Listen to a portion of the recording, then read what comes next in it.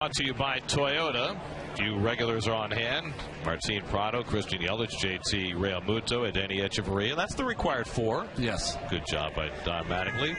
Robert Gazelman's first pitch to Derek Dietrich is outside, and we're underway. Can't say enough of what Gazelman did last year. Those are his stats, but, you know, those 7 starts he made, so important for this ball club down the stretch. So aggressive. I think that was what you really loved when he came up. Firing strikes, going right after hitters. Well, if you remember, his debut came in St. Louis in late August. Had to come in long relief. Went 3 2/3, scoreless. First time out, nobody knew what to expect. Mets won that game. They gave him a start the next week against the Phillies, and he just got better and better with each start. Another in a long line of Mets pitchers that have been coming up that are outstanding athletes, too. Basketball, his forte. There's a strike 3 2. And by the time the season starts, he'll be able to show off more of his athletic ability than he did last year. Remember, he had the torn labrum in his non-pitching shoulder, so he couldn't swing the bat last year. Worst kept secret in all of baseball. I mean, a couple of teams were going 2-1 and 3-1 on him. Like, what are you doing? And remember the Phillies played the infield back against him when he couldn't do anything but bunt, and he actually had a bunt hit. Nice advanced scouting. He's not yet taking. Oh, we're off to a rough start. He's not yet taking batting practice, but he is taking what they call dry swings. So by the time the season starts, What kind of swings? dry swings, no ball involved, just swinging the bat. Geez, I could be taken in so many different ways. I can't think of any other way in which to take it. Keith, would you like to elaborate? 8th pitch of this opening at bat, and Dietrich takes a call strike 3. And so Gazelman has a strikeout. High strike call by David Rackley for the first out of the day. Okay, on to your Lexus Metsy defense. And this could be the lineup here against a left-hander. Bruce, Granderson, Cespedes. That could be your opening day outfield. It probably will be. Wilmer will get a lot of playing time, you bet, at first base against the lefties. You know, Walker, Cabrera, Reyes. This is the A-team out there. And Darno, of course, behind the plate. Just for your viewing pleasure, folks. That's why we're here, Keith. Martin Prado DHing today. Prado had a terrific year last year. Hit .305, .359 on base percentage. Re-upped with the Marlins. 3 more years, $40 million. Signed through the 2019 season.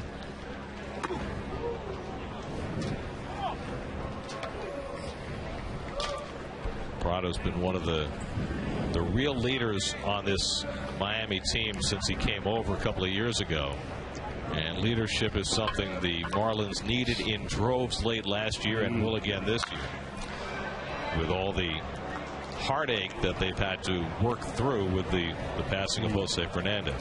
You know, when you think about players around the league that are such great leaders, someday they might be a manager in baseball. I think Martin Prado would be one of those players.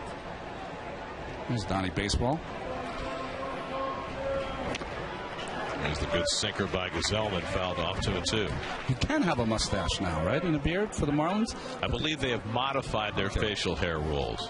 I don't think that you could get away with say a Brian Wilson or Johnny Damon. Keuchel. Kind of Yeah, it was Keuchel. I believe neat and trim is the watchword. And Gazelman with back-to-back strikeouts to start his afternoon as he takes care of Prado 2 out. Well, you've heard their voices. This is what they look like. This is Keith Hernandez over here. This is Ron Darling here. Very good open, Garrett, by yourself. You showed me something. I think that's the way we should go. Next time you do it yourself. No, it's okay. We were thrilled that you had to do it, Garrett. But keep you on your toes. Here's Christian Yelich hitting 3rd in the order and takes the breaking ball down.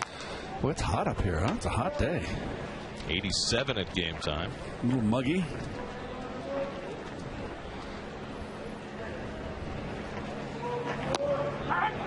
Yelich coming off his first career Silver Slugger award last year. He's won a Gold Glove, Silver Slugger. And he's 25 years old. Yes, he's got a nice bright future, and he still hasn't really filled out. He's going to get stronger. One of the puzzlements with this Marlins team, you look at their everyday lineup and you really like the pieces that they have, but they really underperformed as a team offensively last year.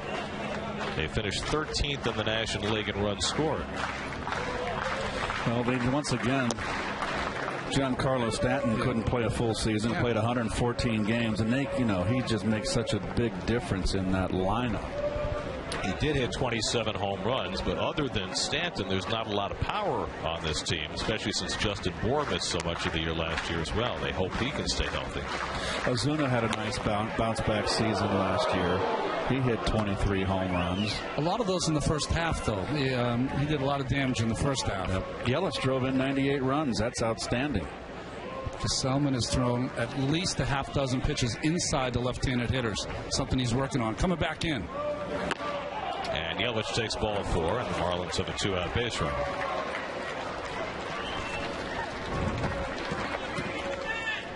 Well, they got 3 guys in the 20s. But just 128 as a team. Contrast that with the 218 home runs the Mets hit last week. We're going to have to reset our sights, though. Today's game, it seems like every team has 3 or 4 guys that hit 15 plus. Well, last year there were 111 players that hit 20 or more home runs, the most in baseball history. Right, and that Justin Bour, he got hurt last year. He plays against righties predominantly at first base. He's got a lot of power. He did that in 280 at-bats, those 15 home runs. Here's JT Realmuto, who takes a strike. Now, the Marlins going into the season, they're talking about carrying 13 pitchers and only 4 bench players, and might not have a right-handed back to play first base to complement Bour.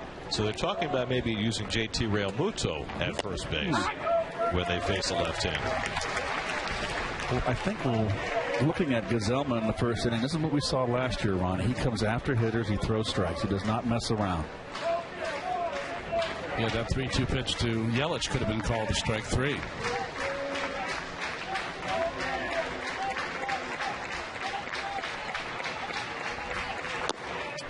See how subtle that was to Gesellman? Breaking ball, right? But before it, he held that ball one more beat with Yelich at first base. If Yelich had any idea of running, stopped him right in his tracks. Well, it's something the Mets have been working on with their young pitchers, trying to cut down a running game that really plagued them last year.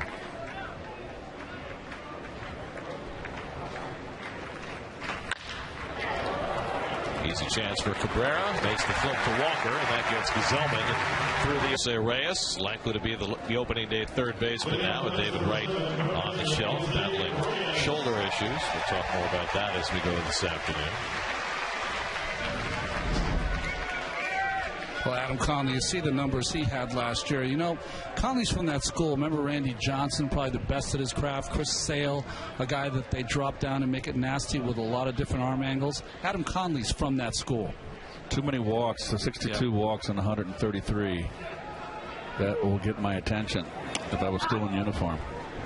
Conley faced the Mets 3 times last year, and he had great games against them. A 1.20 ERA in those 3 starts. And Reyes bangs one on the ground, and the third baseman, Matt Yingle, throws him out, 1 away. And we'll take a look at the Hyundai Miami Marlin defense. You see the middle infield right there. Echevarria, really a fine fielder. Realmuto behind the plate. I will not do. Gary already pronounced the third baseman for you folks. That's Matt Yingle. See, Yelich at center field. Is it Yelich in center field then, and Yingle at third? Yingle in Yiddish is boy. Really? Oh. Yeah. So it's a young third baseman. Very nice. Although he's not that young, he's 27. But you know, But he once was. You know, when you get labeled. As Dribble Cabrera hitting second in the order. By the way, Keith, we're still in uniform. All these years later, this is a uniform that we're throwing on every day. Really? Your polo? Well, in spring training. Yeah. I like wearing the polos. Another chance for Yingle. Attaboy. 2 out. Atta Yingle. Oh, he throws over the top here. Watch him. A big tall kid. Right over the top. Nice true throw. That ball strays it an arrow. It's nice for the, not a string, Greg, in the truck. It's arrow with me. It's straight as an arrow. He's trying to get you off the malapropism. He's trying to make sure you use as many cliches as possible in each spring training. That'd be a great game to do. We'll call it the Bill Allman game. Yoenis Cespedes takes ball one, right? Wasn't Bill Allman the king of the cliche? Oh, Billy Allman. Yoenis Cespedes trying to start a rally with 2 here, boys.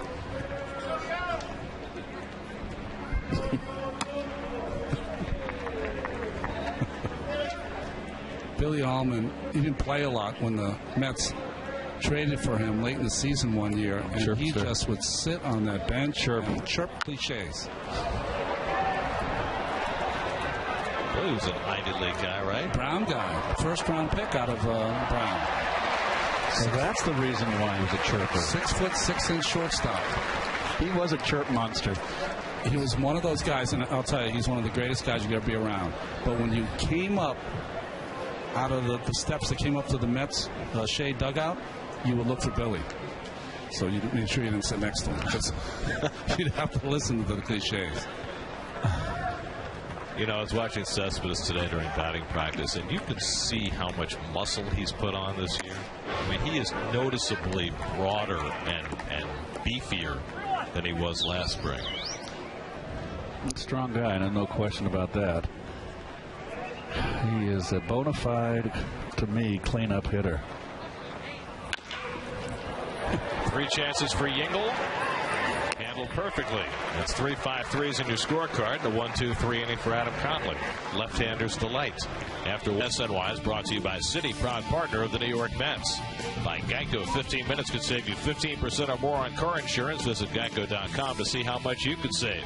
And by Toyota. Toyota's One for Everyone sales event is going on now. Toyota, let's go places. Second inning, Brandon Barnes leads off against Robert Gazelman. Barnes has made an impact in Marlins camp already. He was involved in an outfield collision with Ichiro Suzuki last week that sent Ichiro to the trainer's room, perhaps for the first time in his career.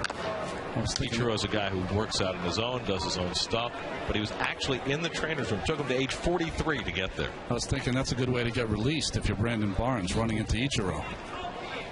Ichiro is still having a little bit of a problem with a sore lower back as a result of that collision, so he's been sitting out.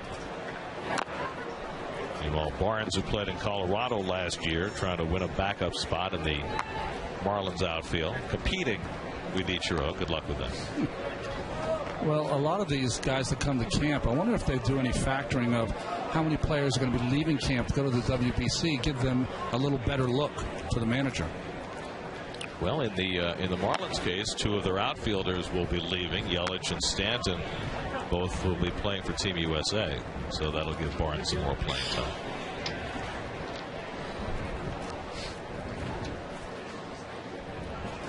Breaking ball lined and caught by Cabrera. 1 away. You know, I was talking about before, a lot of times you come into spring training and you're working on one thing. Gazelman so far looks to me that he's really working on pitching inside, both the lefties and the right-handed hitters. I think even more importantly, into righties, it's an easy thing for him to do, but into lefties is what's going to really separate him to having that outstanding year. Ground ball machine when he's right.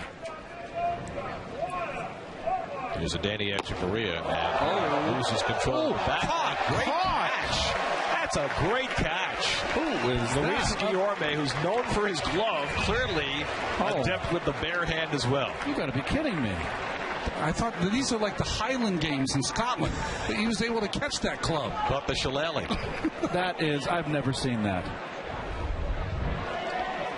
That is an outstanding catch. He's got to. I know Press T.J. Rivera was standing right next to him. He was getting out of the way. Guillorme made it like it was nothing. That is an incredible play. I mean, you could break your hand, and he caught it like he did it every day. Never thought of back catching as a marketable skill, but that was impressive. Off the fist to right field, and that'll fall for the Marlins' first hit. So Echeverria aboard with a 1-out single. It's interesting how the Mets this season, we've seen enough of Echeverria, right? He hits the ball the other way. No power to right field. He does have some power to right center. Mets are going to have to almost play him like right fielder in, shallow, center fielder over to right center field. It is interesting to me with all the evolution that we've seen over the last 5 years with infield shifts. There's Destin Hood batting. How little has been done in terms of radical outfield shifting. Still about the same because of the big number that becomes involved if you overshift too much. Right. You're not giving up singles, you're giving up doubles and triples. Miguel Rojas, you got to move him off to get him back in the on-deck circle. That's to the left of your screen. He's just out of your screen.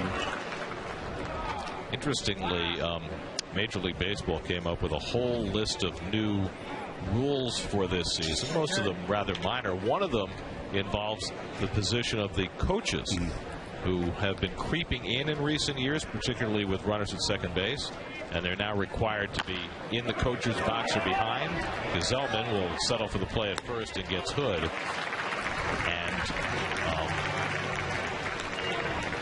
So they had addressed the coaches standing in the coaches box. They did not address the players standing in the on-deck circle. There are some of the others. You know about the no-pitch intentional walk. The 30-second limit for managers to decide. I'd like to know when they start the clock. Yeah. Is it as soon as the outer safe call is made, or we're going to wait for that as well? Crew chief reviews now in the 8th instead of the 7th. 2-minute guidelines, although they have plenty of exceptions on the replay officials making a decision. Remember last year the Dodgers tried to mark the field at Citi Field. You're not going to be able to do that. And then the Carter Capps rule, or you call it the Jordan Walden rule. No hopping toward home plate before you throw your pitch. It's Miguel Rojas taking a strike. Well, you got to, have a semblance of contact with the rubber before you deliver the pitch. Simple as that. Now, the second to the last one was markers on the field for the shift. On the shift, they would put markers out there so guys would be in the right place. Oh, come on. Well, there was a whole dispute about that last year where the Mets said, no, you can't mark our field, and the commissioner's office upheld that, and now it's an official rule. I agree. You can't figure out where you're supposed to be on the field and go get a lunch pail. Well, a lot of these fielders now have the cheat sheets, much like the quarterbacks have, of where they're supposed to play for various hitters.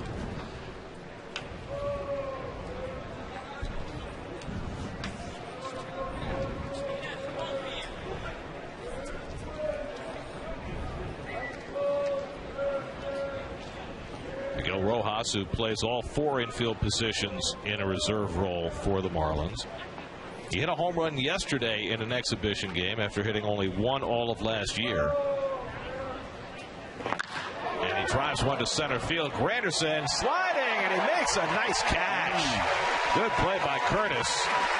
Kind of jammed a finger as he reached down to grab that ball. Nice. Stuck that glove hand into the ground and comes up shaking it as he comes back to the dugout. C.B. Buckner was looking for help. The second in Port St. Lucie, and Curtis Granderson will lead off. Nice to see Curtis okay after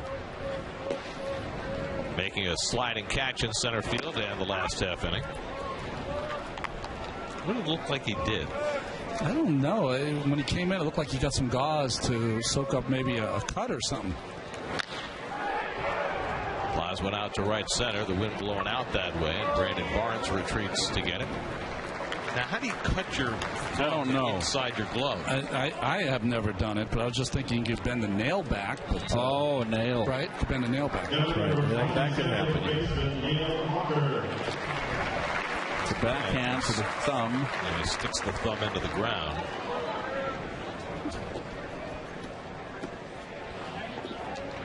Yep, immediately looked right at the thumb. Break out those clippers. Curtis is like a Timex watch, though. He is. Keeps on ticking. I mean, Walker takes a strike. I'm thinking the only time he's missed a significant time in his career is that those 2 fluke hit by pitches when he was with the Yankees. Well, those are broken bones. There's not much you can do I know, right? Chopper behind the bag. Tough play for Dietrich, and too late to get Walker, who is aboard with the Mets' first hit of the afternoon. Well, if we're going to cliche it, this is a Baltimore chop up the middle here. So the second baseman should have probably stuck it in his pocket. Whereas Dee Gordon is the regular second baseman for the Marlins. Guy with Gold Glove capability. I think he has pink eye. That's why he's been missing some time. He sat out for a couple of days, but I think he's all right. You don't want to be around anybody else when you have pink eye. Ooh, it just sounds awful, doesn't it? I read that Dee he brought his bat to his hotel room so he could work on his swing away from everybody else. Jay Bruce takes ball 1. Well, opening day is a holiday for everybody. For Jay Bruce, it'll be doubly special. He will turn 30 years of age on opening day, April 3rd. Middle of his prime. Will it be in a Mets uniform or in some other? Certainly most of the winter there was every chance, you thought, that he wouldn't make it to spring training as a Met, but here he is. And now with 4.5 weeks to go to opening day, those questions remain. Well, certainly Conforto's doing his part to make everyone feel uncomfortable. Well, if you hit over 500 in spring training, they usually find a spot for you. He had 2 more hits the other day. Jeez.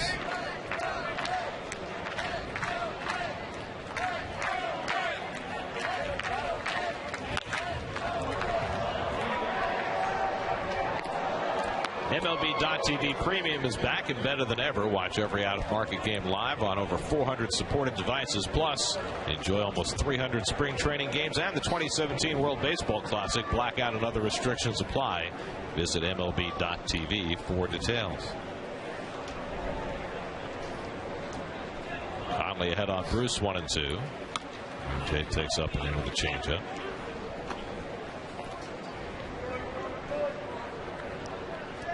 Talking about finger injuries, Adam Conley missed 6 weeks down the stretch last year with 3rd finger tendonitis.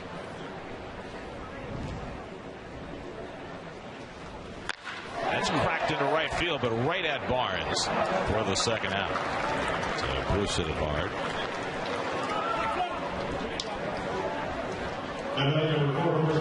Ball hit right on the nose, Keith. Yep, that's all you want. Spring training, it's not about, when you're a veteran, it's not about, you're not worried about you hitting 220 in the end of spring as long as you're hitting the ball, making good contact. The hitter knows if he feels right. Sound like a firecracker. Kid hangs some laundry on that line drive. Straight as a string. Frozen rope. Flores. Lower goes after the changeup, and he loses his bat. Adam Conley, one of the handful of pitchers last year that had a no-hitter and was taken out of the game while he had a no-hitter. 2 outs in the 8th inning against Milwaukee, taken out of the game because of the pitch count. And Donnie was none too happy about it, but he knew he had to do it. Think about it. There were stories from yesteryear. You could tell your grandkids, I had a no-hitter against the... Now it'll be, boy, I had a no-hitter after 7. Who broke it up? Nobody. Manager took me out. We'll see when they make the radical move to shorten the games to 7 innings, then there won't be a problem anymore. We're talking about some of the rule changes for this year, all relatively minor. Of course, there's been discussion about more substantial rule changes as far as pace of play, and Tony Clark, who is chief of the Players Association, was here today to talk to all the Mets players and talk to the media afterward. And he said, part of the problem is that a lot of the pace of play measures create a split among the players. Yeah. Because some favor the pitchers, some favor the hitters. Right? If you put in a pitch clock, well, hitters might say, oh, that's good, but pitchers might not. That's short hop by Yingle. Showed a nice glove at third. He throws out Flores to end the inning. A hit and 1 left. We played 2 in Port St. Lucie with no score.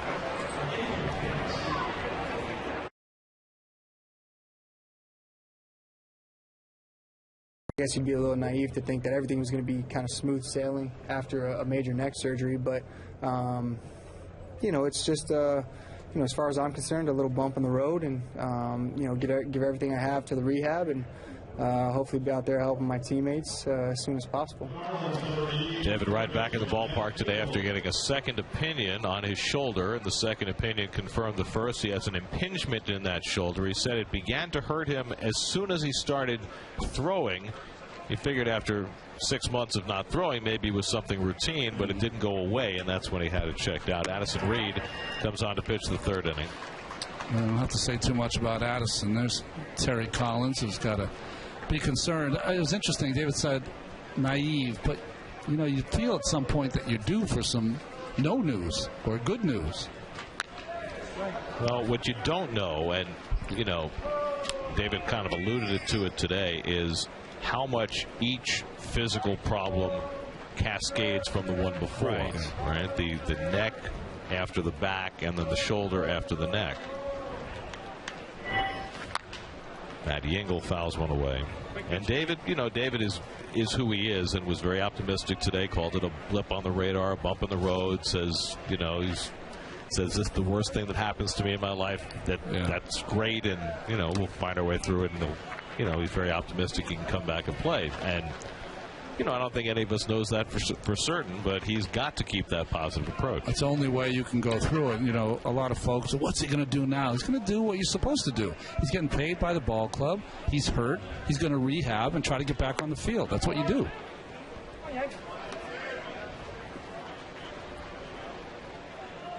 Well, the Mets as an organization going into this past offseason knew that they had to have a contingency plan. Neil Walker handles the ground ball, throws out Yingle one away, and in bringing Jose Reyes back, and I might add at minimum salary for this year, which was a masterstroke by Sandy Alderson, they kept themselves a contingency plan. Reyes could be useful in other areas if David was able to play, but was ready to go as the substitute third baseman if David wasn't. Well, having David, it's having Jose, you can go to a place where you expect nothing from David, but you would appreciate everything that you get. Everything and anything. And Jose last year, I thought, adapted quickly to third base. Thought he played a very good third base.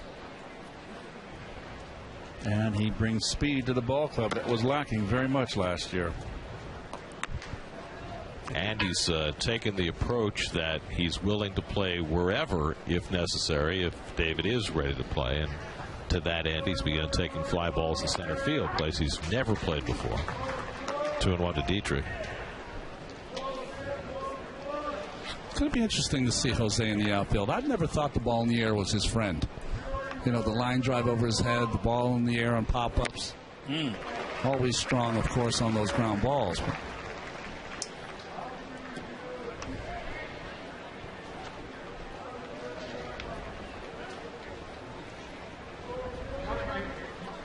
Give him another high, hard one. Looper, and easy play for Cabrera, 2 out. Guarantee your seats for opening day in the biggest games in 2017 with the Mets ticket plan. Choose from a variety of 20-game, 41-game, and full season plans that include potential 2017 postseason access. For tickets, visit Mets.com/plans or call 718-507-TIXX.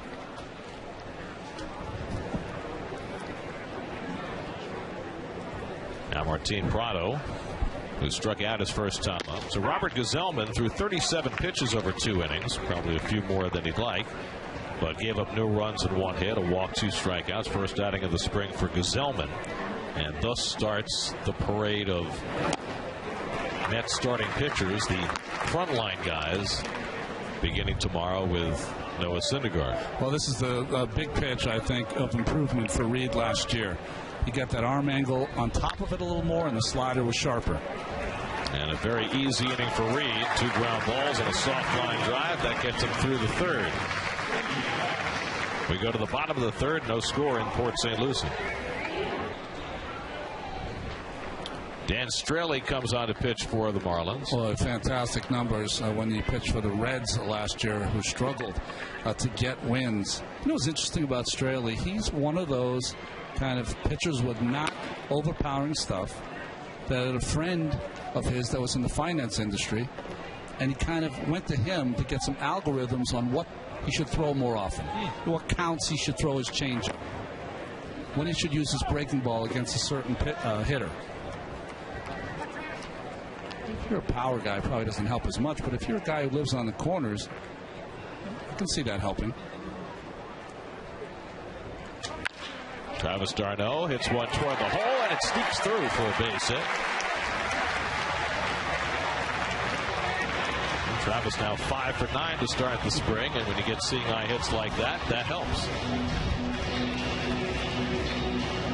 Well, once it gets by the third baseman, just out of his reach. Echeverria, who's really sure-handed, I think in the regular season he makes that play and makes a strong effort to throw him out. So now Matt Reynolds is DHing today, which means he gets to use none of the 5 gloves he's got in his locker this spring. Reyes has got him by 2. Seen a couple of hits here, d'Arnaud's and Walker's for the Mets. Something different that you wouldn't see at Citi Field. It's really hard in front of the plate, and it gets great top spin, which gets that ball through the infield.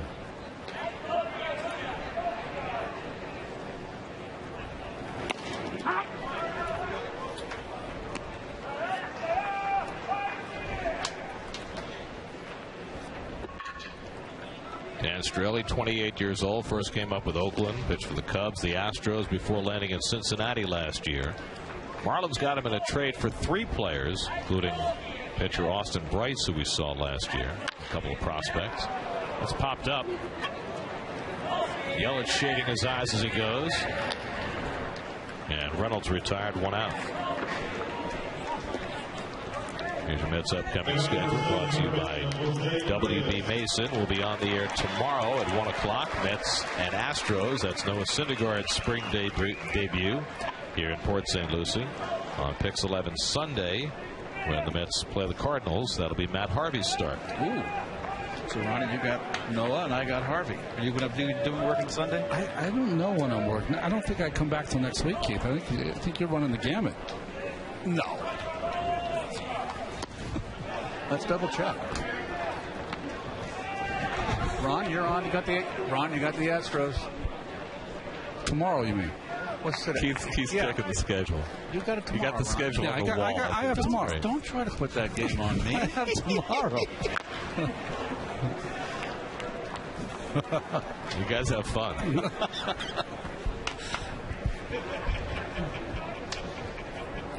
And try not to give Gary Apple a hard time, okay? Oh, you're working with Gary? Yes. Excellent. All right. Hey. Hi, Gary. In the truck? Gary's in the truck. Was he directing today? Depending on who's hungry, yeah.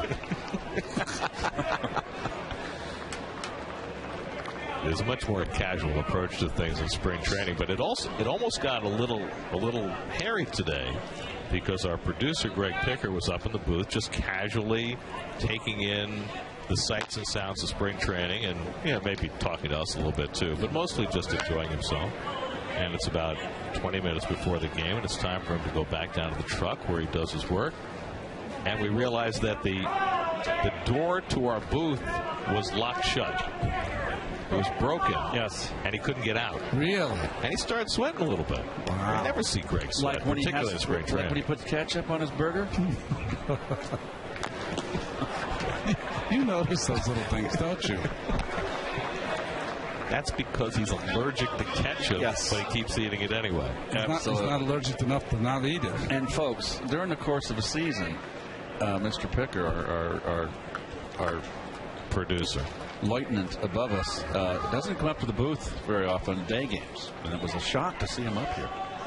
And he gets locked in. he'll never come up again, I can tell you that. Backdoor breaking ball gets Reyes looking. And there's the first strikeout for Straley. Well, there's the maintenance guy working on the door, trying to get Greg freed. What's he using? A credit card? Yeah, we tried everything. Meanwhile, Keith's got his ice machine working. This is just a gas. I love this. This is awesome. Now, what exactly are we doing here? Check those pipes. I got a bad knee. Yes, we know that. So I got this machine is a savior. It's ice now. Cabrera hooks one out to right, sending Barnes back to the track, and he reels it in to end the inning. Keith will continue to ice, and we'll be back for the 4th inning. After Brandon Barnes goes back to get one off the bat. C.J. Aries-Familia will take over the pitching for New York. But first... the berm is the berm.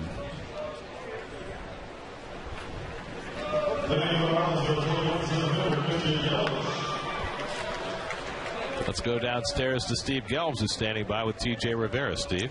Yeah, and we get to breathe a deep sigh of relief that T.J. Rivera's okay because Guillermo saved his life over there. Yeah, he did indeed. He saved a couple of players' lives. That was unbelievable. That might have been the catch of the day. I'm sorry for Grandy, his great play, but that play, he saved some teammates' lives right there. That was unbelievable. Are you going to get any grief that you ran out of the way and he just stood in there? Well, yeah, now it's all over the internet, I'm sure, so I'll probably hear some stuff, but I couldn't help but to dive out the way.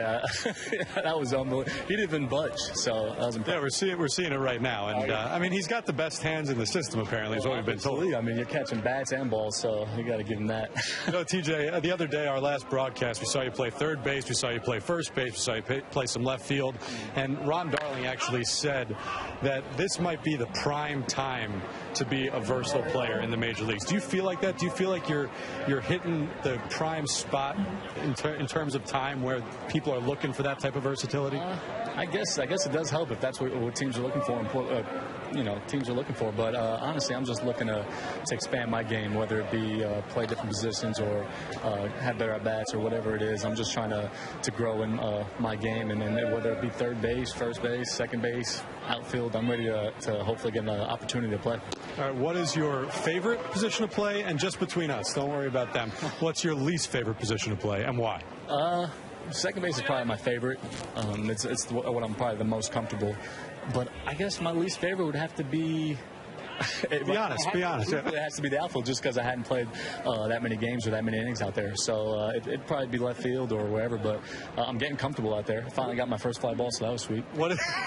That's always a good thing. What's the biggest challenge, though? I mean, you are an infielder. Your whole life you're an infielder. So what's the biggest challenge about trying to go out into left field or wherever they throw you out there and learn a new position? Just knowing what to do with the ball when it's hit. I know what to do when I'm at third and at second and at first because I've played those positions, but knowing where the ball's going to go when it's in the outfield, when there's guys on base, when there's guys on multiple bases. So, and then obviously I have a lot more time to react out there. So learning that as well. When I'm at third base, it's a hot shot, so I'm going to be quick. I'm going to have to react real quick. But playing in left, I have to realize, okay, I have some time to jump here and I have some time to read the ball before I start breaking somewhere. Do you lean on players for that type of insight, or is it more, a Tom Goodwin on the coaching staff? Goodwin's been helping. Goodwin's been helping me a lot. He's been telling me how to get some reads, how to stay low, just like when I'm in the infield, stay low and then attack. And, but the reps are going to help me in BP as well. It's just getting those live reads off the bat. I think is what's going to help me the most. And obviously some game situation as well. Sure, of course. Yelich singles into right field, so one on for the Marlins. For you, this is such a different spring than you've had at any point in your career, coming off a year where you not just made the major leagues, but established that you could play in the majors. Just how different of a feel is it for you to be here without necessarily the exact same stuff you had to prove in the past? I'm always looking to prove that I can play, whether it be I'd made it last year or not. But I'm coming in with the same mentality. It was great to have that opportunity last year and to do what I did and to have some fun up there with the guys. But this year I'm coming in with that same mentality I came with last year, and that's just to try to prove myself and keep playing my game and not worry about the things I can't control, just worry about the things I can, and that's work hard and have good at-bats and just be ready for the ball wherever I'm playing on the infield. Anything specific you wanted to work on coming into this camp? I know there was some talk about, they loved your aggressiveness, but maybe trying to be a little more selective at the plate. Yeah, I think every team has the numbers, and they show what I do. So if they see that I'm a little too aggressive, they're not going to come to me with pitches to hit. It would make sense. So I'm going to try to, shrink the strike zone a little bit, but I'm still going to keep my aggressiveness, and, it's what what I've always done, and I don't want to take that away from my game. But I do want to minimize, the swings out of the zone and then let them come to me just a little bit more. Yeah. What is the challenge though when you're trying to minimize the zone a little bit, but what's made you as good and as effective as you are is that aggressiveness? So how do you balance those two? Well, I think it's just instead of looking for one little spot in the zone, maybe look for a little bit, maybe 2 or 3 ball size in the zone, and go from there. And I think doing it. Come on, roll. You want to call that ball? Oh, almost. I thought that was Evans out there for a second. But yeah. I'm gonna try to keep working on it off the field, but when I get in the game, I gotta just keep my aggressiveness, keep my approach that I've always had. But when I'm practicing BP and doing things of that nature, I'm gonna really work on seeing the ball and knowing where it's at in the strike zone. All right, I don't know if we were on camera for that, but a whole lot of bubble gum on the side right here. You handled that pretty well, TJ. Appreciate the time. Good luck Monday heading to the World Baseball Classic. Have fun. Thank you. Appreciate it. All right, Gary, back up to you. All right, thanks, Steve. And interview with TJ brought to you by Citi. Brandon Barnes at the plate facing Jeurys Familia with 1 out and 1 on. There's the good sinker by Familia. Barnes lined out to short his first time up.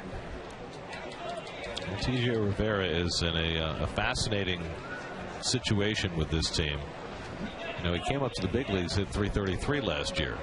Wasn't a lot of at-bats, but it was what he had done in the minor leagues throughout his career.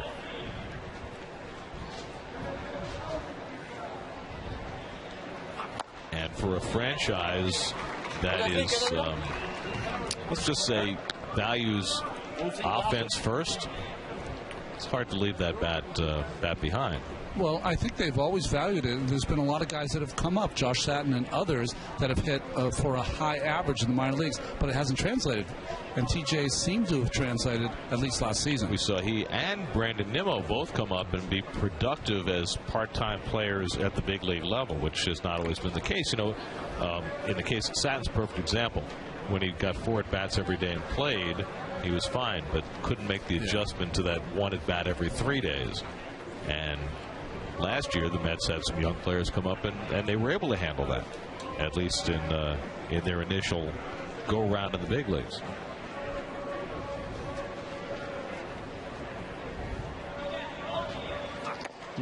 As far as Familia is concerned, he'll be leaving for the World Baseball Classic to play for the Dominican Republic in a couple of days. And I mentioned Tony Clark was here today, the head of the Players Union. He was asked whether the union has heard anything about when there's going to be a disposition of Familia's suspension, and he said no. I think everybody thinks it'll probably come sometime after the WBC.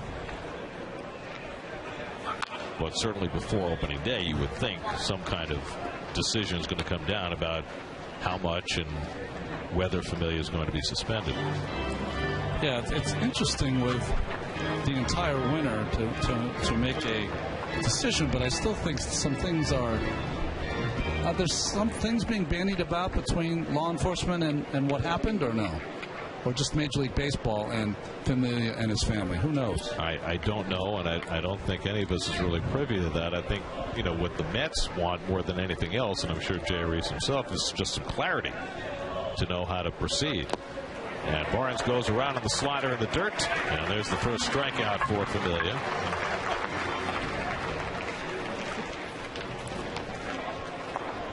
Today at 5, Joni Schwartz and a panel of New York sports writers tackle all the latest from the NFL scouting combine, plus up-to-the-minute reports from both Mets and Yankees camps. Daily News Live presented by Citi today at 5, only on SNY. Red Sox camp might make that 5 o'clock show. Well, there will be an unexpected guest at the combine today because apparently David Price, who had an MRI on his elbow after feeling some pain in a side session earlier this week, is going to the combine because both Dr. Andrews and Dr. Elatrati are there. So he's going to be consulting with 2 elbow experts, and every Red Sox fan is going to be holding their breath. Price didn't pitch his best last year, but still, I think 17 or 18 game winner.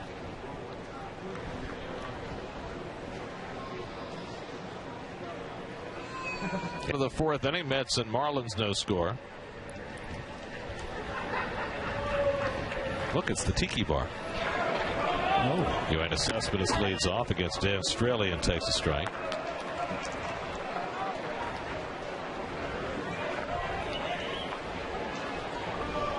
Cespedes grounded out his first time up.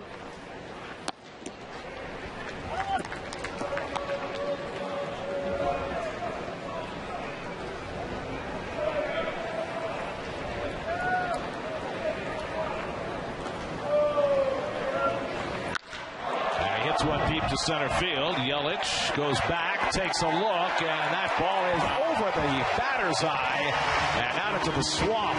An enormous home run off the bat of Cespedes. His first home run of the spring, and it was a monster. Keith, you've been coming there a long time. How many balls have you seen go over that?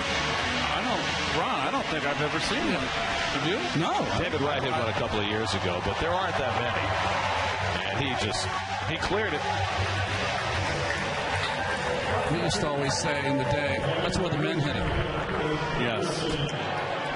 Or, they serve any food on that flight? Wow. That's impressive. All right, so we've seen two enormous home runs here in the first week of games. We saw the one that Harper hit to the back of the berm at right center, and we saw that one over the batter's eye from Cespedes. Bell tie out over the plate. It's a big, strong guy, isn't he? It's one of those, he could play forever and not hit a ball that far again.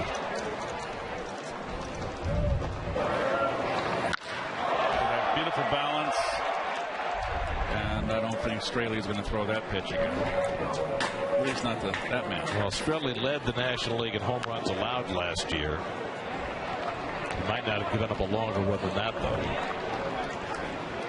That would have been over the apple at Citi Field. Oh, yeah. Well, it's 410 to center, the same as it is at Citi Field. How high is that batter's eye? About 25 feet? Yeah.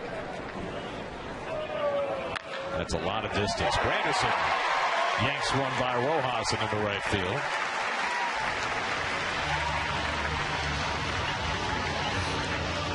And I think that's going to be the end of Curtis's day. After he banged up his thumb earlier in the game, he'll go get some ice on it. And Brandon Nimmo will run for him.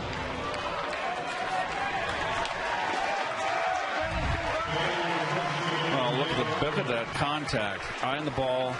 What I like is he's just straight up and down. Look at coming off the back foot, transferring his power, shifting his weight forward. Excuse me.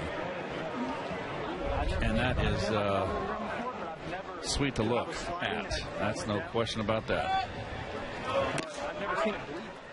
So what he's doing there is transferring all that power off the back foot to the contact area to the front foot, huh, Keith? Yes, without, much like golf. Yeah. But in golf, you got to be up and down, straight up and down.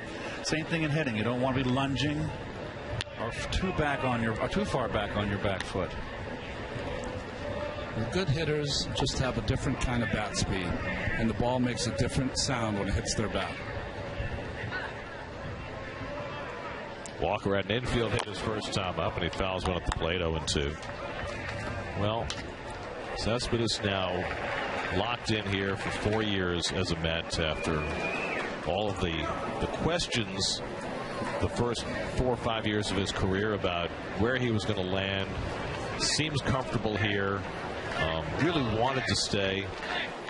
I mean, he could be poised for an enormous season. I think for Cespedes, it's going to be staying away from those little aches and pains that would keep him out of the lineup for a day or two here and there. Putting together a full 150-game season. Well, you just got to hope that he has healed that quad that gave him all that. It was the quad, right, Kerr? That gave him the trouble last year? And it doesn't come back and be a nagging injury. Well, first he had, remember, the hip. Remember when he dove into the stands in left field and he bruised his hip, and that really cost him about a month and a half just in terms of getting it up to speed, and then the quad. So he didn't feel really 100%, and yet he put up the numbers that he did. Won his first ever Silver Slugger. I mean, the Mets have a lot of capable hitters in their lineup, but it's noticeable when he doesn't make the lineup.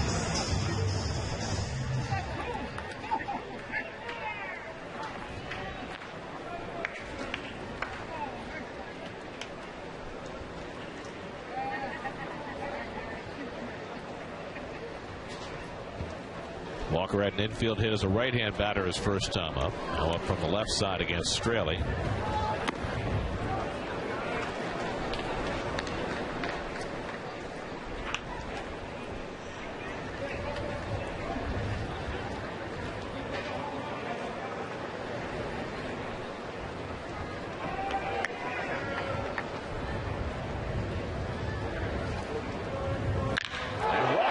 One deep to right field. Barnes takes a look, and it's onto the berm, a 2-run homer. Neil Walker with his first home run of the spring, a 2-run shot. So Cespedes and now Walker go deep in the fourth, and it's 3-0 New York.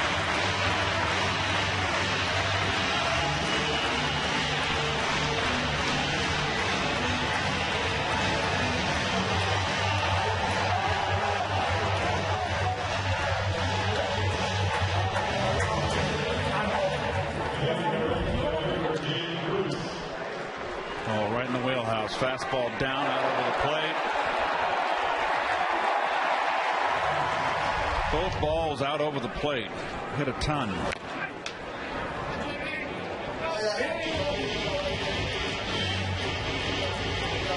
So Walker, who had 23 last year, hits his first of the spring. Interesting about that at bat. He fouled a lot of tough pitches off to stay in it until he caught that one down the middle.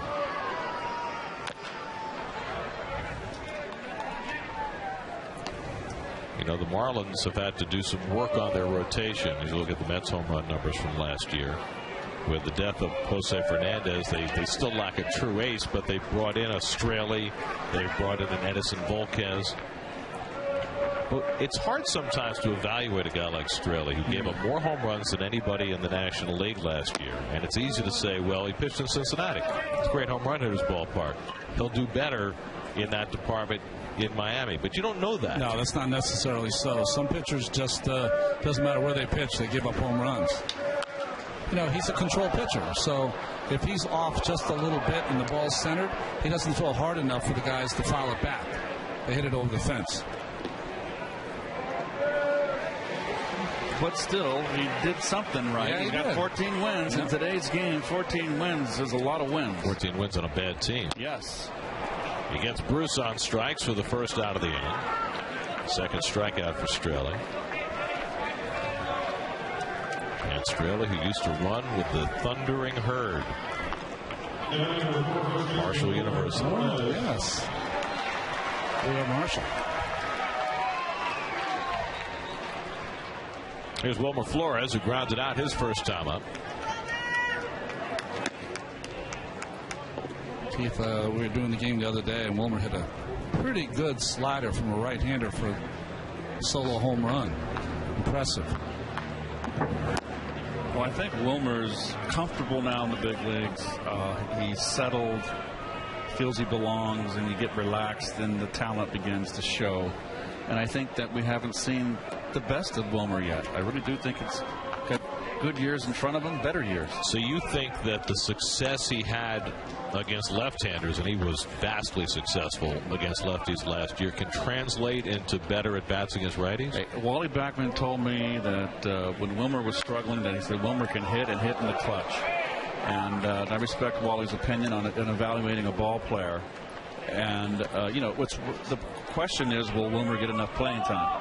Enough at-bats against right-handers? That may depend on the health of others. And Wilmer's got to show that he can play every day, too, if he gets that opportunity. Lays off the breaking ball, 3-2. And one thing in his favor, or Wilmer's favor, is that he can play, you know, second base, third base. Put him at shortstop as the last-ditch effort there, and first base. So you can scatter him around the infield. And that's outside, ball 4. So laid off a couple of tough sliders from Straley and draws a one-out walk.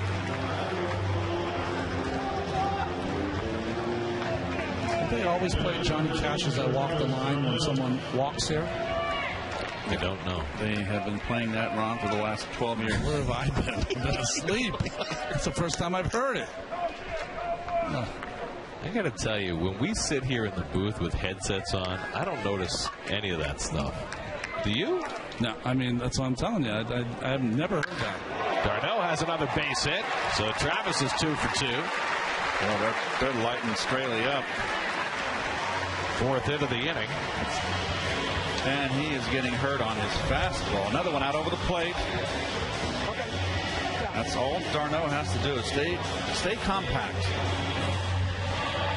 Got a little bit of getting rid of that excessive bat wrap around his head. It's almost like he's reverting, Keith, to trying to be a good hitter first. Don't worry about the power. Home runs will take care of themselves. It's a double hitter anyway. Yes, and Travis is when he hit 12 and 13 home runs. Not last year, the years before, they were line drive home runs. So 2 aboard for Matt Reynolds.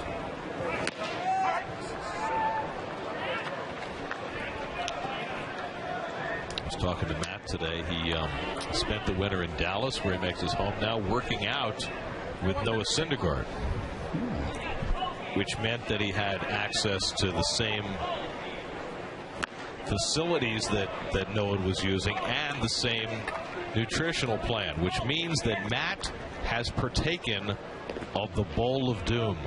The Bowl of Doom, that's venison and stuff, right? Venison and beef and eggs and spinach. It's a paleo dream. Or a nightmare, depending on your point of view. Keith and I would curl over with a heart attack. Well, maybe I would. It'd be good for a doubleheader, though.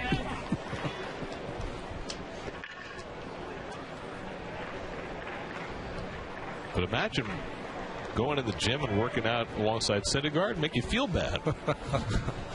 Right. Yeah, exactly. And Reynolds lays off, and it's 2 and 2. It's like Russell Crowe's character in Cinderella Man when he pummels that boxer after a bowl of hash. He said, imagine what I could have done with a couple of steaks. Well, there's Glenn Sherlock standing to the home plate side of the coach's box, which today is in violation of the new directive from Major League Baseball. I guess I'll get a note. That's strike 3 called, and Reynolds is caught looking. That's the second out of the inning. This is what the new rule is designed to address, because what's happened over the last few years with the runner at second base is these third base coaches have moved closer and closer to home plate and put themselves, I guess, in harm's way. Don Mattingly make a pitching change. Straley done after an inning and 2/3. Lefty Nick Jose Reyes steps in to face Nick Morande with 2 on, and it skips out of the way. Reyes up for the 3rd time. He's grounded out and struck out today. Mets have 3 runs home here in the 4th on home runs by Cespedes and Walker. There you see Morande's numbers last year. Drafted by the Los Angeles Angels, made his debut with the Seattle Mariners a few seasons ago, and selected from the Rule 5 draft from Cleveland by the Marlins. And that one hit Reyes in the foot, and that'll load up the bases. That was not even close. I think he got on top of that slider a little bit too much.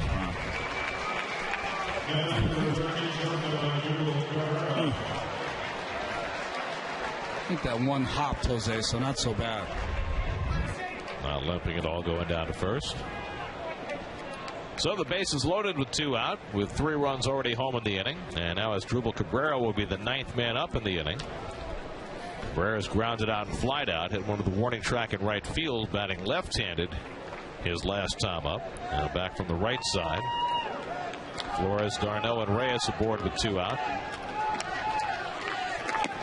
And the breaking ball misses outside from Morande.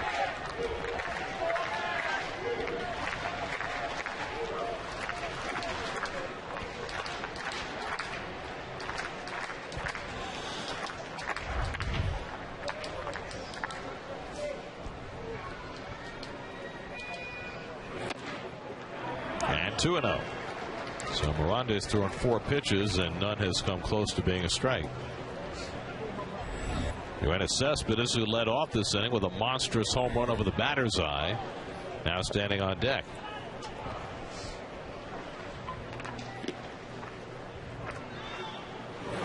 And that goes to the backstop, and that'll bring in a run. Flores trots in to score to make it 4-0. And Miranda has no hint of where the plate is located. 2-0 slider.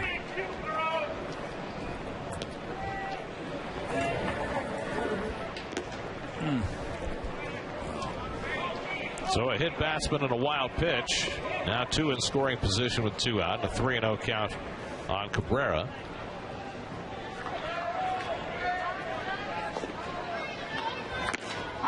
And there finally is a strike.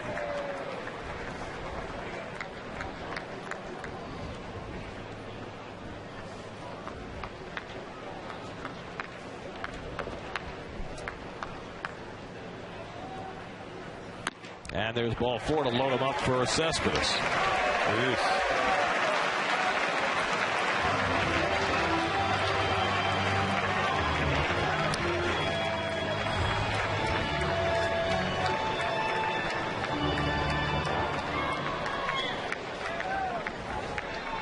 Well, last year the Marlins won 79 games. Finished well out of playoff contention.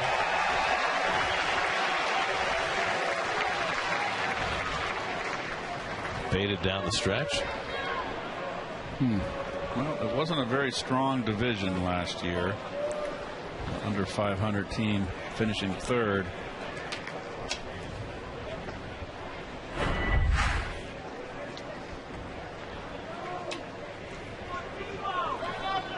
Well, another chance for Cespedes after he launched one deep into the swamps earlier in this inning. And first pitch curveball misses for ball 1. I always say that Cespedes is a chance to have a Vaughn Hayes inning. 1985, Vaughn Hayes led off a game against the Mets, but the Mets lost 26-9. He led off with a home run in the first inning and then hit a grand slam in the same inning. Cespedes could do the same here in the 4th. If Miranda can bother throwing him one of the strikes. I'm not in charge of that. Did Tom Gorman start that game? Yes, he did.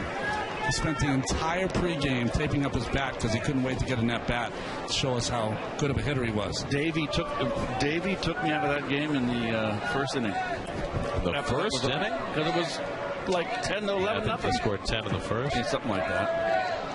It's ridiculous. A pickoff try at second. When's the last time you saw that with the bases loaded? That was a strike. It's amazing how you'll see that at least once a game from every team because they've been working on it all spring. And then once the season starts, usually you never see it again. Surprised Reyes, but he got back in plenty of time. He's got to mix in a strike here. And he borderline one of that. 2-1.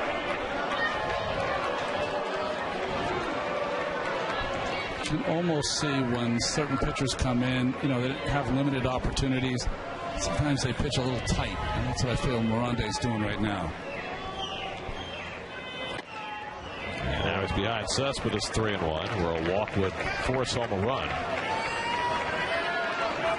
I mean, you just have to be salivating as a hitter in the spot. He's so wild, you don't know if he's going to throw a 3-1 strike. Just don't swing out of your shoes here, that's all. He can swing out of his shoes. 3-2. You can see it's very muggy. It's up to 91 degrees now. Don't get too many March days like this. So now everybody will be in motion. Darno, Reyes, Cabrera will all be moving with 3-2 and 2 out.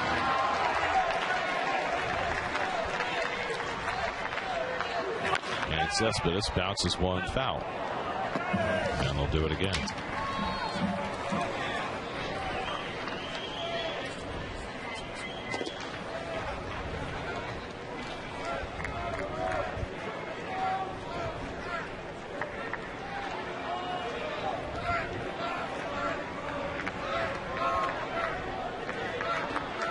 Darno, Reyes, and Cabrera get set to take off.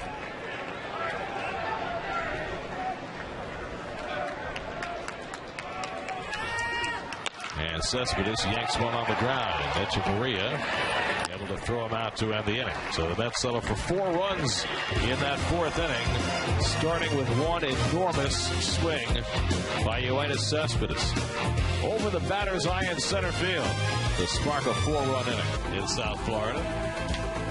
Makes you want to get up and dance. Yeah, except you can't. I can hold your water bottle. Brandon Nimmo, the pitch ran, stays in the game in center field. And Tom Gorzolani, an important outing for him very early in the spring, only because the first one went so poorly. Yeah, he came in to save the game in the 9th, and it all went awry. 7 runs allowed in 7 games last year, and limited activity with the Cleveland Indians. Destin Hood will lead off for the Marlins, and he pulls one on the ground right at Cabrera. 1 pitch and 1 out for Gorzolani, and he's already doing better. Well, Robert Gazelman had a successful spring debut, and he's standing by with Steve Gelb. Steve? Thanks a lot, Gary. Robert, just initial thoughts getting into your spring debut here, first game of spring. What are you trying to work on, and how'd you feel out there? I felt pretty good. I'm just trying to work on, a backdoor sinker and a front hip sinker. Last year I learned it from Bartolo, so hopefully I can get something like his. By the way, we're going to get showered with sunflower seeds by Gazelman's roommate here, Noah Syndergaard. That wasn't that bad, though. Yeah, he's going to get it later, don't worry. Keep throwing them.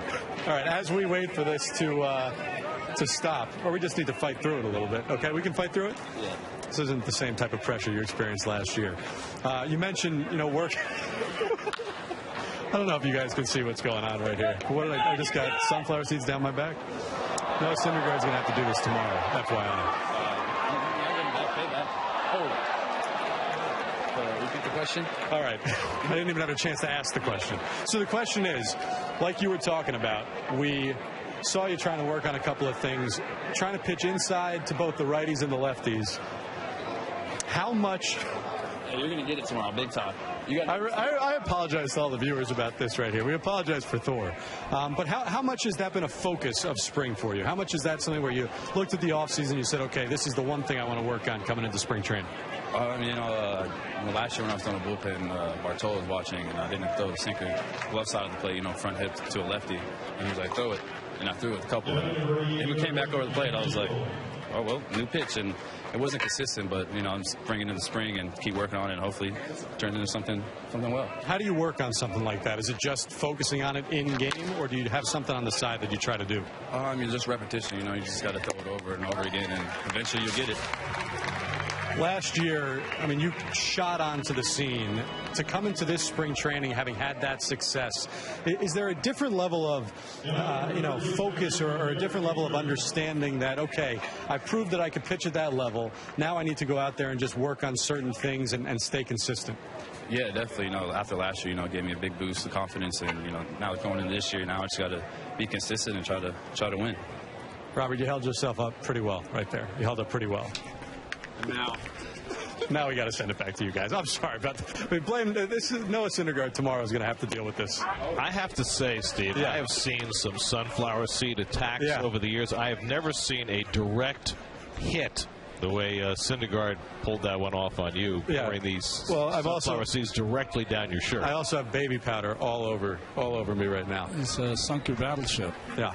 Don't worry. I have a funny feeling tomorrow's interview with Syndergaard is going to be a little dicey, too. There's a fiasco down there. Dietrich slices one down the line, and that's going to fall fair, and that'll bring in a run after a Sun-aided double, and now Dietrich running himself into an out. Wow. Not sure what he had in mind, but Flores puts on the tag. That ends the inning. So a Sun-aided double for Rojas, and then a flare single for Dietrich produces the first Marlin run, and then Dietrich runs himself into the third out. Kind of all of a piece with the sunflower seed episode, don't you think? And the baby powder. Awful inning. Horrible. Hitting one where very few have gone before, and the Mets have a 4-1 lead as we go to the bottom of the 5th. Matt Tomshaw spent the year in the minors last year, came up with the Twins, and now in the Marlins organization. Lots of strikeouts for innings pitched. Brandon Nimmo up for the first time, and he lines one up the middle on the first pitch he sees. And Nimmo has a base hit. Nice. Don't wait around. Get that first ball fastball, let it rip.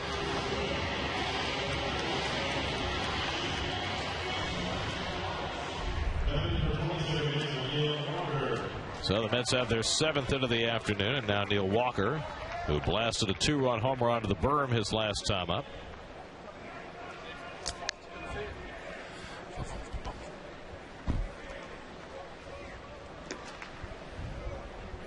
Matt Tom Shaw, the 4th Marlins pitcher of the day, born in Kingston, New York, just across the bridge from Rhinebeck.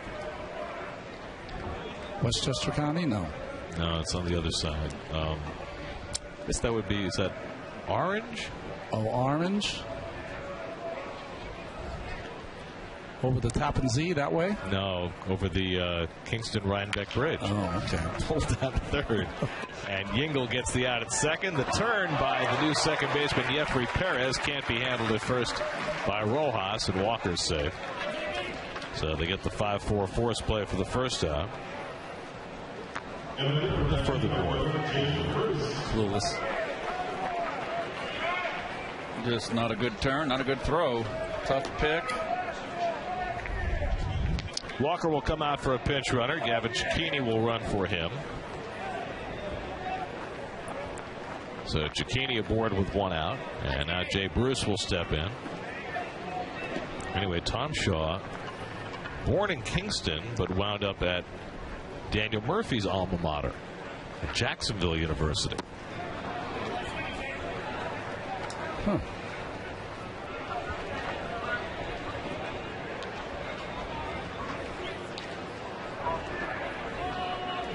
Bruce is lined to right and struck out today, 0 for 2.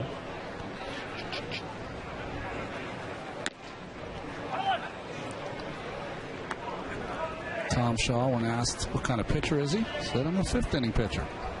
Here he is in the 5th. Is there such a thing? I never heard of it. No, I was trying to make fun of Murph. So what kind of hitter are you? Right, I'm a 3rd place hitter. There you go. And so he is. Yeah. Interesting. It's interesting you say that, though, about a 5th inning pitcher, because the Marlins look like they're going to be approaching pitching from a little different angle this year, and not quite the Andrew Miller model that Tito Francona made famous last October. But they plan to carry 13 pitchers, including 3 long to middle guys. They're in an interesting situation because they've got David Phelps, who can start or relieve. They've got Jose Urena, who can start or relieve and is out of options. And they have Jeff Locke, who's been a starter, but they plan to use him out of the bullpen. All 3 of those guys can pitch multiple innings, and the plan is for them to pitch their starters less. Locke, two times around the order, and that's it. Locke, the left-hander from Pittsburgh? Right. Okay. Huh, that's going to be interesting. You know, it's a little easier when Andrew Miller is doing it, right, but it's the whole crossover phenomenon. What does that mean, folks? Guys that can pitch to right-handers or left-handers, they don't have to be taken out of the game because the guy's hitting from the opposite way.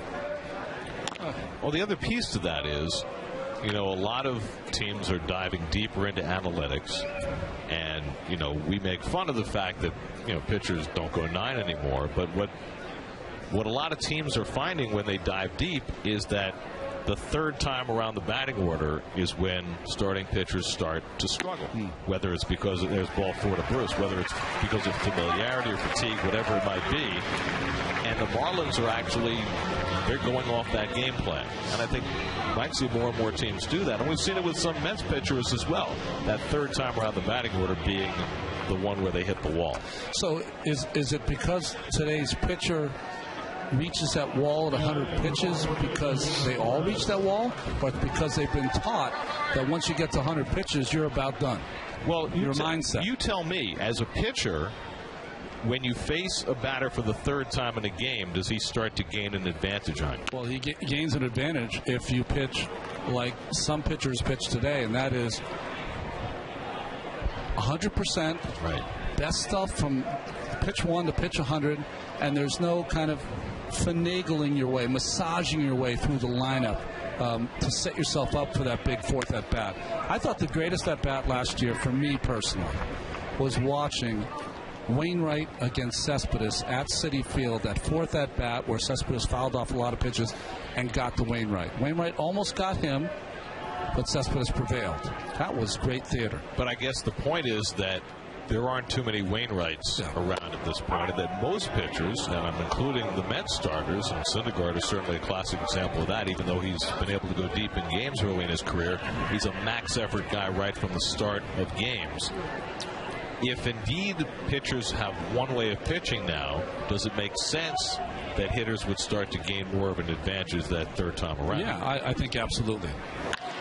Flores floats one into shallow center. That'll fall in for a base hit. Cicchini around third. He'll come in to score.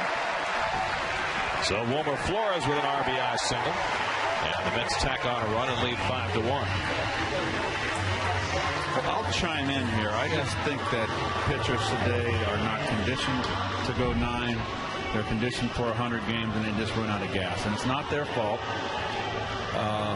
It's what they're in the minor leagues. They are sheltered. And you can't expect them to come up here and go 9. I don't think management wants them to go 9. But let me ask you this again from a hitter's standpoint, Keith. When you faced a pitcher for a third or a fourth time in a game, did you feel as though you had, especially a guy obviously you hadn't faced a lot in the past, did you feel as though you gained an advantage as the game went along? Well, if a guy's usually going 9, Gary, and I'm facing him in the 8th or 9th inning, he's throwing a pretty good game and on his stuff. And it becomes a four-time battle with that pitcher. It's really one-on-one. Would I rather face a pitcher with, an above-average pitcher with good stuff 4 times, or 4 different pitchers, and particularly if the other 4 pitchers were left-handers? I'd have to say I'd want to face a pitcher 4 times.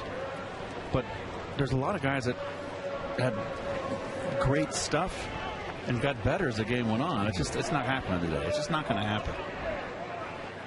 It's a shame, too. It really is. I miss that part of the game. Well, the shame is that certainly many of these pitchers could do that. You know what I'm saying? If they haven't been taught that way. Agreed. But they're big and strong, just like anyone else was in our day and day before. They certainly could do it. Look at Harvey and Syndergaard. You can tell me they can't go. They can give you 10 if you had to one time in a close ball game. You know, Gary, the difference right now for starting pitchers, it's 2 hours of fury. You know, there's no kind of vagaries of pitching where, there'd be a game. Let's say you're facing the Philadelphia Phillies in the day. Over the course of the game, if you pitched 8 or 9 innings, you might throw 6 pitches max effort. And that's when a guy on third, game's tied, less than 2 outs, and you needed a little extra to get that fly ball or get that strikeout. Now, you're throwing 100 pitches, max effort on what, 75 of them? 70 of them? Mm-hmm. That's hard to do. But I guess that's what they're trained to do at this point. And given that, the ship has sailed on pitchers going 9. If indeed this is the way the game is, that pitchers are throwing as hard as they can for as long as they can, and you've got more guys throwing 95 coming out of the bullpen, does it make sense for a team to structure the way they use their pitchers around that idea? Garneau flies one out to Yelich in center field. And my answer to you, Gary, 100%.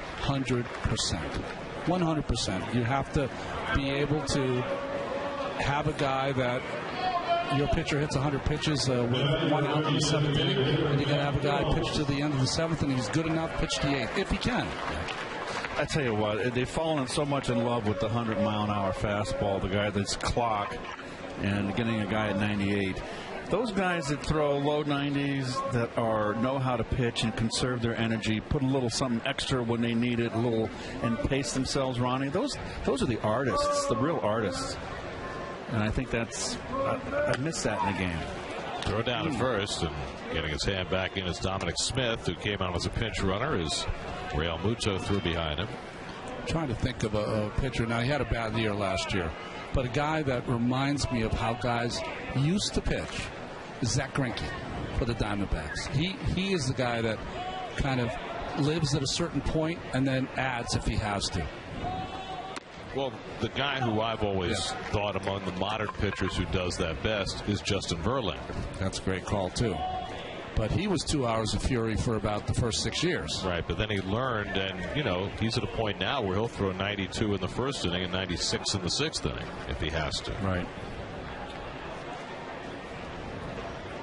2-0 to Reynolds, and he takes outside 3-0. I just think they're not conditioned for it. I mean, look at Al Leiter. Al Leiter was an all max out kind of pitcher.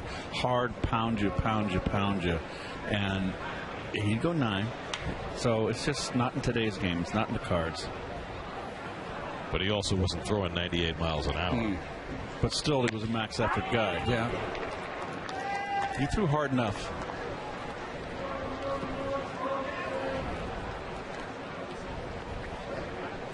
Expectations is an interesting thing individually, isn't it? If you have expectations of a certain level, you're going to meet them. If you're shooting for the stars, you'll meet those, you know, or at least strive there.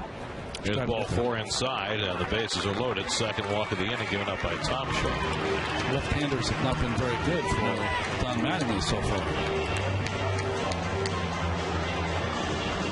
So now Phillip Evans will come up to bat with the bases loaded. It's been an impressive camp for Evans so far. Won a batting title in Binghamton last year. He's made some outstanding defensive spring and then hit a home run yesterday down in Jupiter. Is not really known as a home run hitter. So Evans has already made an impression, a chance to do more here with the bases loaded and 2 out. And takes a slider for a strike.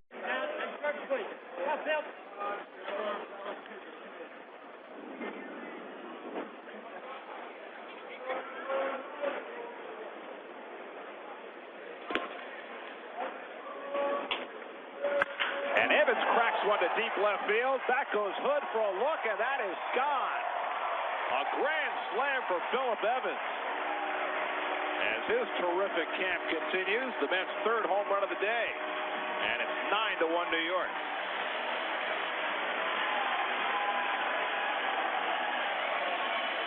Keith, light pole power. Compact swing. No overswing here. Nicely done. You look a little bit like Adrian Beltre when he swings the bat sometimes.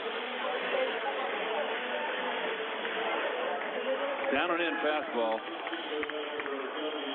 Nice compact swing. No overswing. Hits it a ton. He's short and strong. Yes, he is. Hit only 8 home runs in Double-A last year. That's the most he's ever hit in the minor league season. But now he's hit 2 already this spring, and that was impressive. Mets have put up a 5 spot here in the 5th inning to lead 9-1 after 4 runs. After 4 runs in the 4th. 4 in the 4th, 5 in the 5th. If you do that for a while, you're really going to have something. Good team. Yeah. Now at the plate, the man who's made the best defensive play of the day without even getting on the field, Luis Guillorme, who performed a feat that I don't think I've ever seen before, catching a thrown bat as it sailed toward the Mets dugout, and did it with aplomb. It was a spectacular play and very nonchalant. Always known for his terrific hands as a fielder coming up through the Mets minor league system, and showed him off in an unorthodox way. Here it was. No problem. I got it. Did you see Nemo in the background? He was running towards the bat. Misdirection. Perez throws out Guillorme. Second straight inning, the Mets said 9 to bat. Phillip Evans with the big blow. Evans crushing a grand slam, and it's 9-1 New York. Short, and Phillip Evans, who just did the grand slam, is now at third. Champ Stewart goes to left field. Travis Tyrone stays in right field. And the new pitcher for the Mets is right-hander Eric Goodell. Appeared in 35 games in 2015, 36 last year for Eric. Fastball, big overhand curveball, split finger changeup. Had surgery in the offseason to remove a bone spur. He's had elbow problems at times throughout his minor league career, but when healthy, it's been a very effective arm for the Mets. He has. Martin Prado's 0 for 2 today, struck out and grounded out.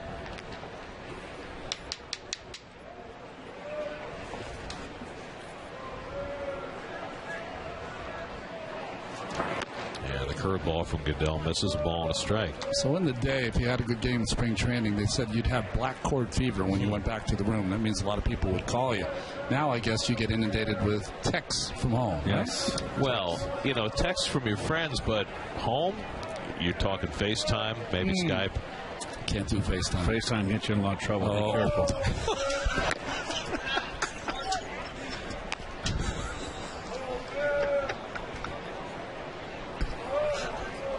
I take it you have experience with this? No.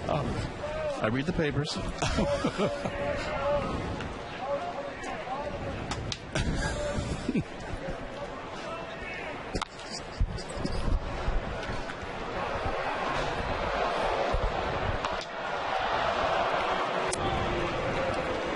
don't think that gentleman was FaceTiming the folks back home. You don't think so? Who's the new pitcher here? This would be Eric Goodell. That's right. Trying oh, keep my up. homie. Yeah. Bay Area kid. San Mateo. Bellarmine High School. He had a peculiar year last year. I mean, he just set the house on fire, and all of a sudden, it just the bottom fell out on him. Yeah, he had that bone spur in his elbow. I think that's what knocked him down. And I really like his stuff. Well, he's got the good splitter to go with the fastball and curve. That splitter is a pitch that's been forgotten, and those that have it. And there it is to strike out Prado for the first out. Well, for many organizations, it's a pitch that they don't allow their pitchers to throw. So those few that have that pitch, that's something very new for the hitters to see. And it is a pitch that is wicked. I never liked that pitch. Particularly that giant staff under Roger Craig, who taught it and was part of their repertoire. Whereas when Bruce Sutter broke in with it, that's all he threw. Roger taught that pitch to Jack Morris. That's gave him that third amazing pitch. It is an amazing pitch. Well, after all the years that teams have discouraged pitchers from throwing the splitter, do you think it's coming back into vogue now, especially after Tanaka and the success he had quickly in the majors? For the high prospects, no, Gary. I'm not going to let him touch that pitch. But for a guy like Eric Goodell, who's just trying to survive in the major leagues, at whatever cost, throw whatever pitch gets people out.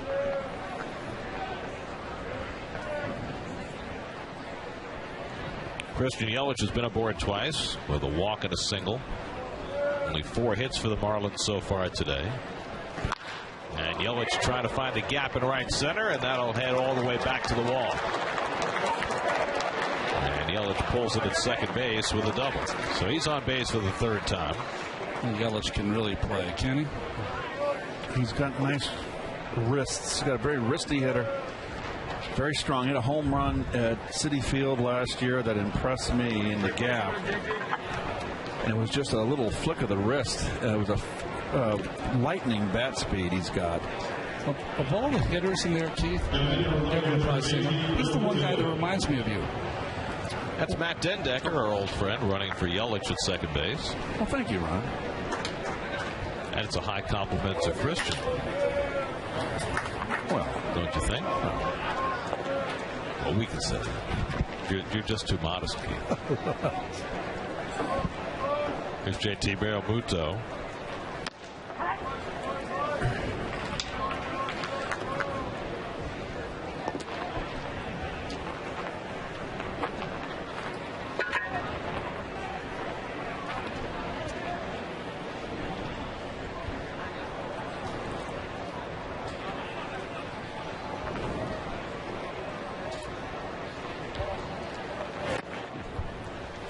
There's a moment in every spring training game for us that's very important. We get a caffeine spark. Oh, yes. There's a Starbucks down the street here in Port St. Lucie. Thank goodness. somebody makes a run for us and we're revived. Well, I wouldn't exactly say that, but we can't wait for it to come. I think it's David that makes the run for us, David Hill. We appreciate that, but he got my order wrong today. I don't like iced coffee. What did you want? Well, you got it right, but he meant iced. You wanted coffee.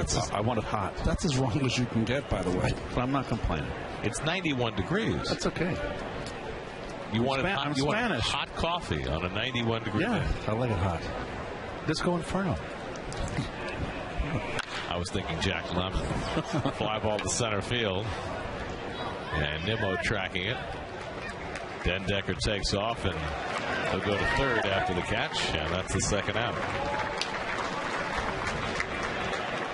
Tonight at 6, join the discussion as a panel of team insiders connects with fans via social media to tackle all your questions about the latest Mets news. Plus, game highlights and up-to-the-minute reports from camp on Mets Talk Live tonight at 6, only on SNY.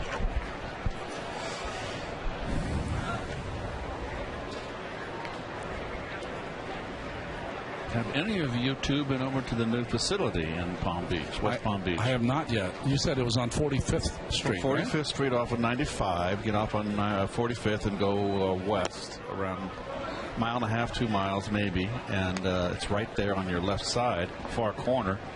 Looks like when I drove past it, it looks like a driving range because it's right. The fences are on the street, so they have these real high screens. Right. Screens and lights and all that stuff. Yep. Okay. But it looks lovely. It's not completed. Well, I know that the two teams, the Nationals and the Astros, are sharing it. And I saw the layout. Looks like there are about 16 fields between the two teams. Yes, it's huge. It is a huge facility. It's nice to have the teams back in Palm Beach again.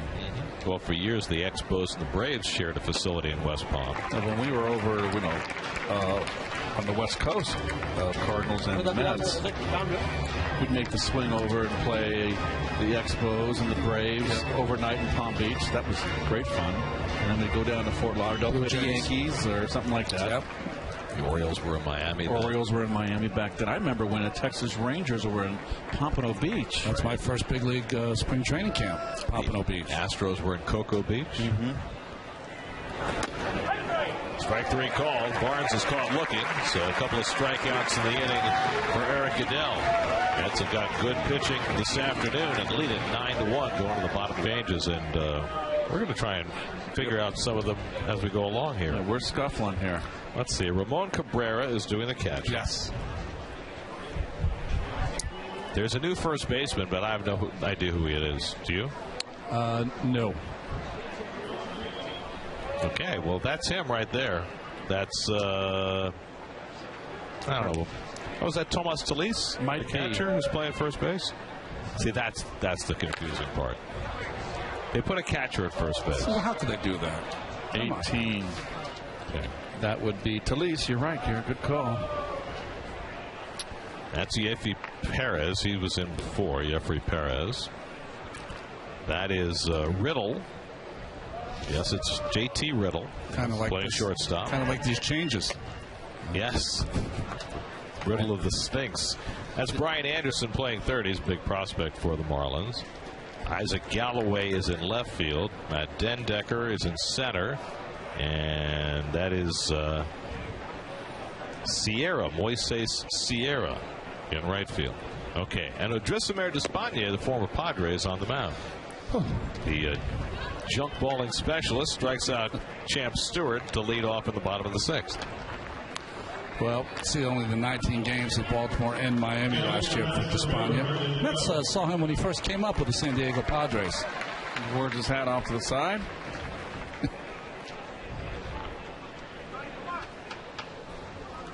Now Brandon Nimmo up for the second time at a base hit his first time up.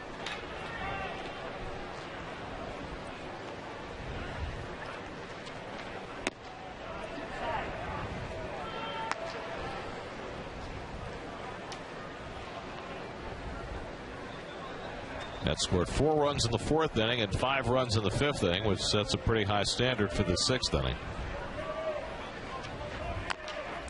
You know, I was thinking it's only human if you're a player and you're in spring training to start to do the math, you know, where you belong. And for Brandon, you know, it's a strange spring because he did everything that was asked for him to do in AAA. What, he had 352 in AAA? Mm-hmm. And he might have to return there and get many more at-bats, more than he'd like.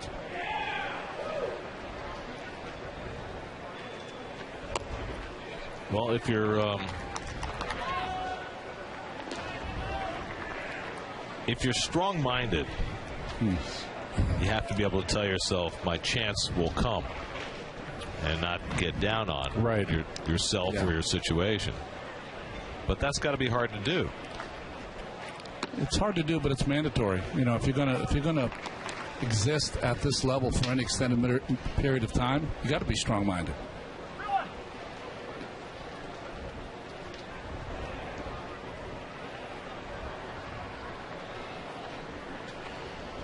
Despaigne behind 3-1.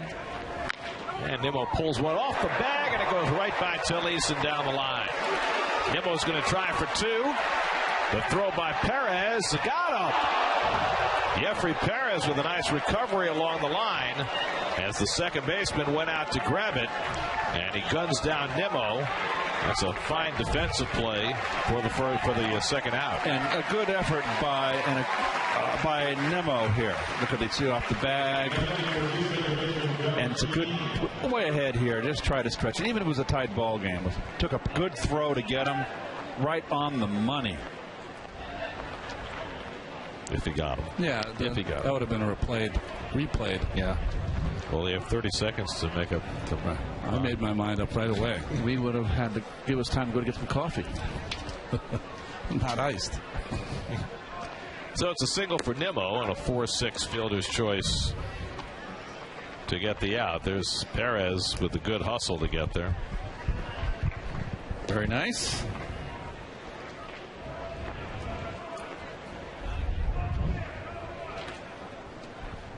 Now Gavin Cicchini up for the first time. Despaigne dropping to the side. Well, he is the master of the change of speeds, the change of arm angles. Was with the Orioles last year, got in 3 games with the Marlins as well. And the fastball pulled down to third. And Anderson throws out Cicchini to end the inning.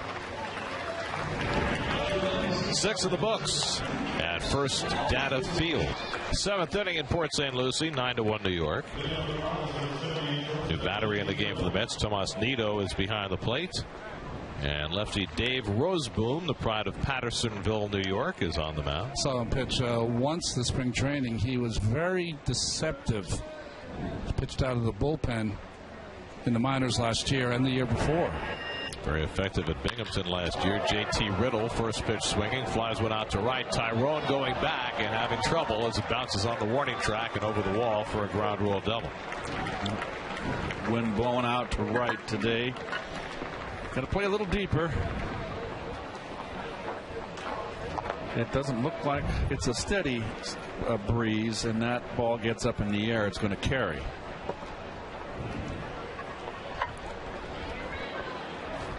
Riddle was Mr. Kentucky baseball when he was a schoolboy. Reminded me, he went to the University of Kentucky too, reminded me of Brad Wilkerson. I was asking you about that this morning.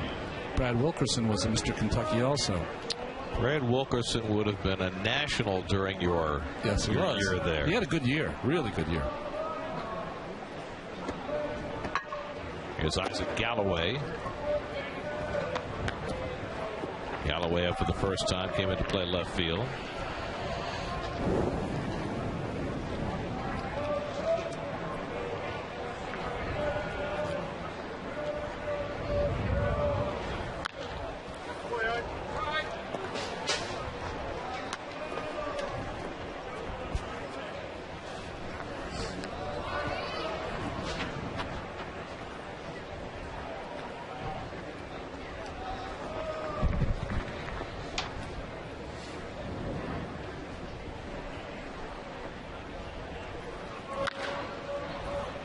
Popped up.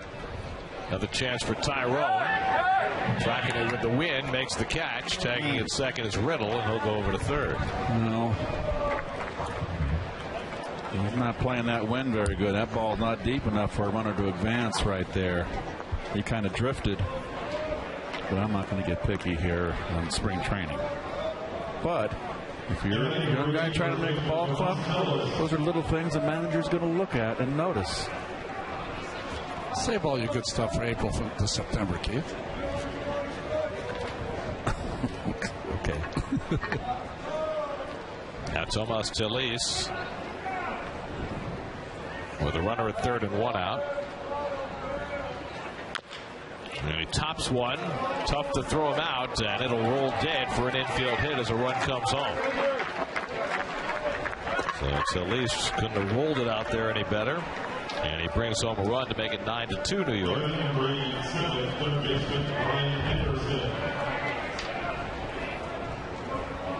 Little grub worm. I haven't heard that one in a long time. Killing worms right there.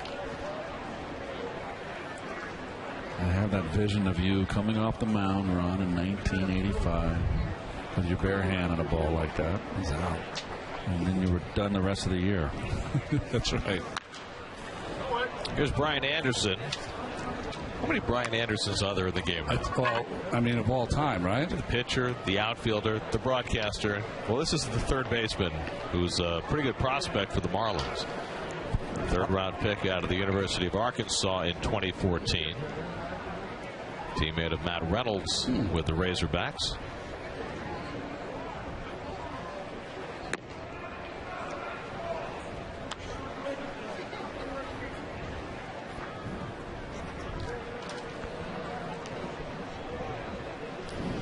Played at single A and double A last year. Hit 11 home runs all told.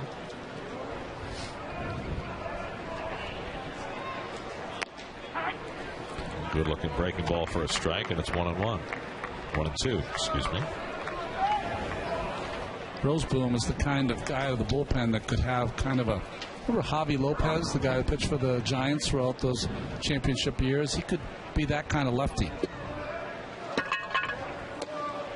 Well, he had a special year in Double A last year. 52 games, pitched to a 2.03 ERA. Just 34 hits in 58 innings.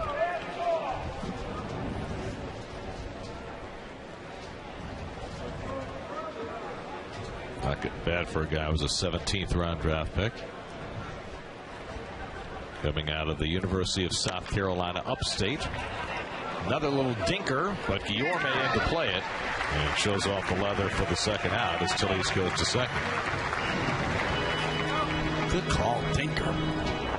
SNY's Play Ball is back, teaming up with the New York Mets to help local baseball and softball leagues with grants, clinics, and Mets game experiences. Right now we're accepting applications for local youth baseball and softball leagues to nominate a league in need. Apply today at sny.tv/playball. So Tuana Jeffrey Perez is up for the first time. And he lines one toward the left field line, and that's in for a base hit, and that'll go to the wall. Telis is in to score. Perez pulls into second with an RBI double. 2 runs home for the Marlins here in the 7th. It's now 9-3 New York.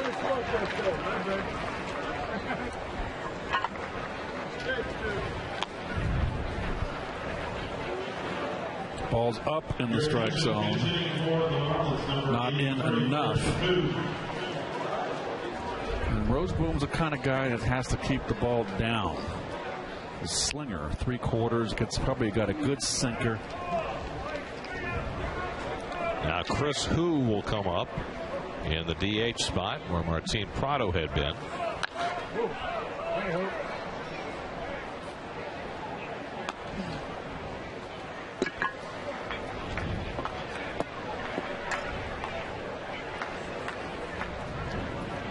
Chris Hu from Cupertino, California, and of Cal Poly San Luis Obispo.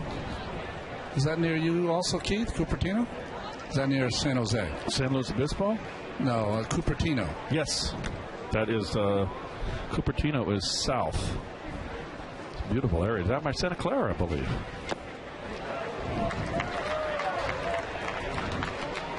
That's right. Dan Barr, our Bay Area bred director, confirming the geography. We've got such expertise in our truck. He kind of burps us through anything in the Northern California area that Keith doesn't know. Well, now Dan's a Pacific Northwest guy. Yes, he is. And who grounds one down to third? Evans makes the play. That retires the side. 2 runs in for the Marlins in that 7th. Stretch time in Port St. Lucie. Home 7th inning. Travis Tyrone leads off against Drissimer Despanier. Tyrone up for the first time. 19 home runs in Vegas last year. High on base percentage, but as we've seen in several early spring training games, what has held Travis back has been his defense. Well, we saw all winter this year guys who led their respective leagues in home runs not get the contracts they thought they deserved. So the power is looked at a little differently now if it's just one-dimensional. Well, working in Travis's favor is that along with the power, he has the high on-base percentage. Working against him, the defense and the high strikeout totals.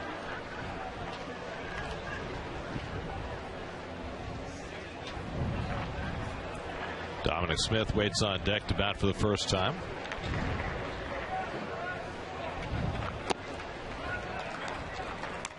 Three and one now to Tyrone.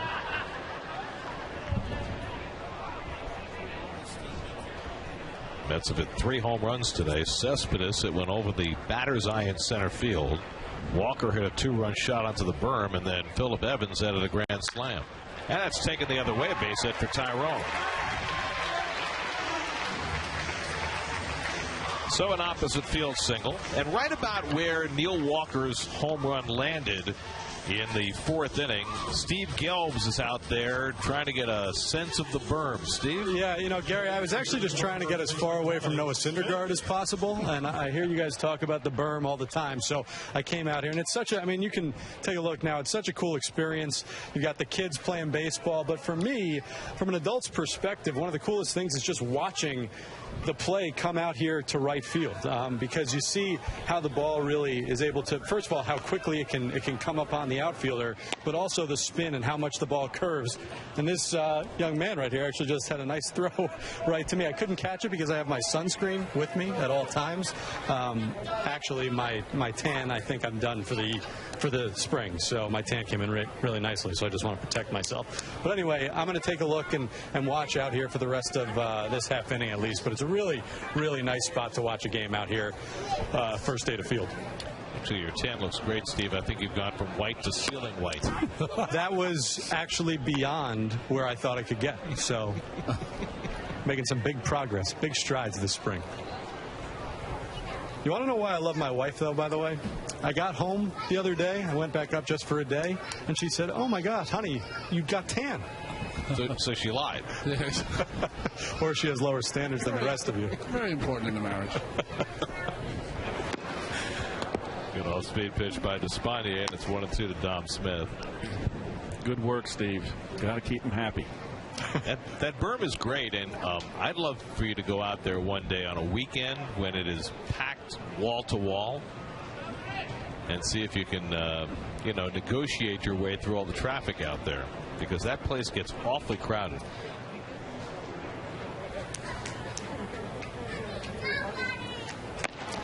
And Smith down on strikes. Despanier with his 2nd strikeout in relief. Well, for me, the berm seems like it is a natural babysitter. Because of the way it's inclined, kids will roll down it, they'll throw a ball, and it'll come back to them. There's so many little games that they can play. Yes. So it's fantastic to watch. Yeah, rolling down the hill is really big for the kids. I don't know if Steve's up for it. I am not up for it, no. I will tell you this, though. I wish I could experience as much joy as these kids from doing something so simple. I've been watching this. Well, look at this right here in front of me. He's just throwing the ball back up the hill like you're talking about, Ron, and then going after it. The parents can just take a break. You know, Steve, in Williamsport, they get those cardboard boxes, flatten them out, and they slide down that hill. They could do it here, except it's into the fence. See, that I could do. I could handle that. Parents like that berm because those kids are worn out at the end of the day. They'll get a good night's rest. Despanier holding his side looked like he might have tweaked something. And the Marlins training staff going to come out and have a look. Well, let's get someone up in that bullpen, Donnie. Just grab that left side right after he threw that pitch.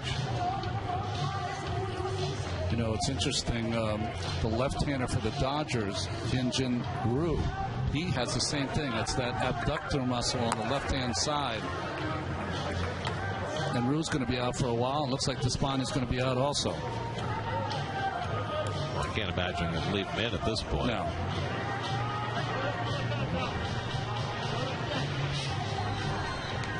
And he's coming out.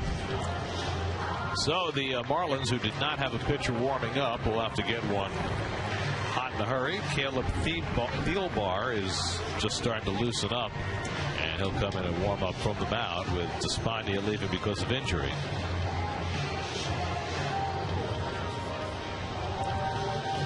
So Despaigne exits 9-3 in the 7th. We'll take a break. We'll see how much you can save.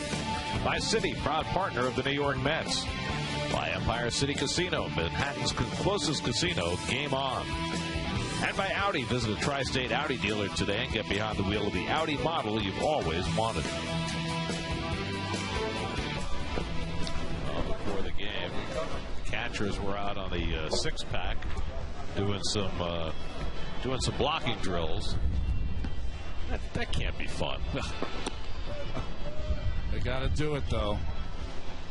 I don't think Kid Carter did that when he was with the Mets with those knees. You know, when Gary got to the Mets, they built him a stool that he could catch the pitchers on to take the stress off his knees. Yes. Gary was quite a player.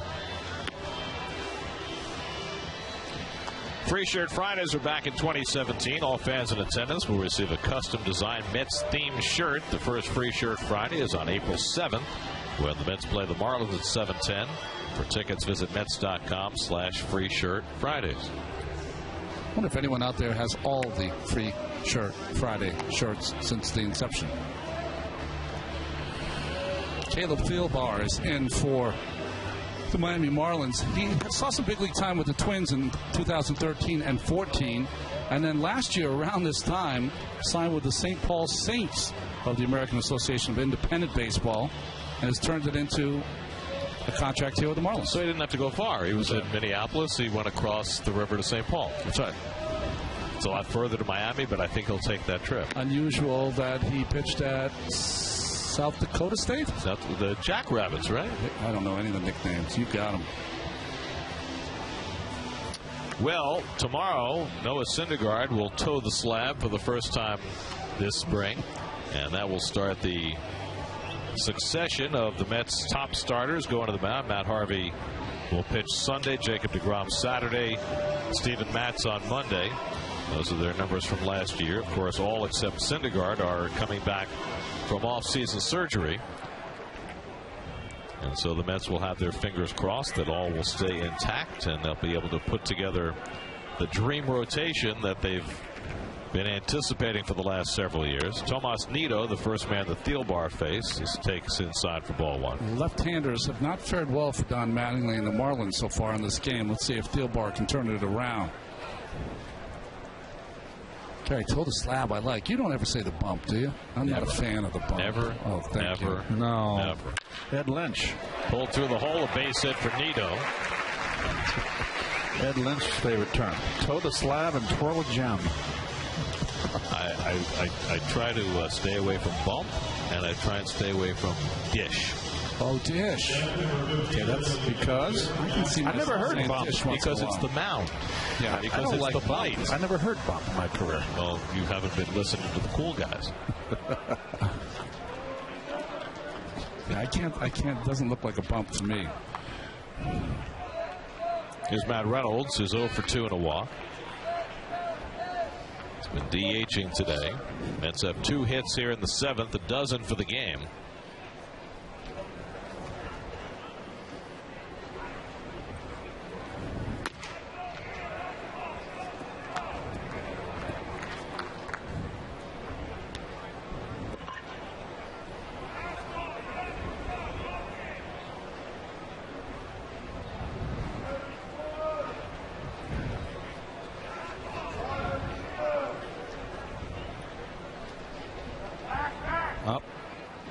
That's all right. You don't have to throw it.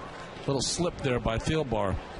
I don't know if Keith's knee is going to get any better, but his military presses are going to increase. I think that his shoulders are going to be just fine. Really getting strong. I feel like I'm getting a transfusion here.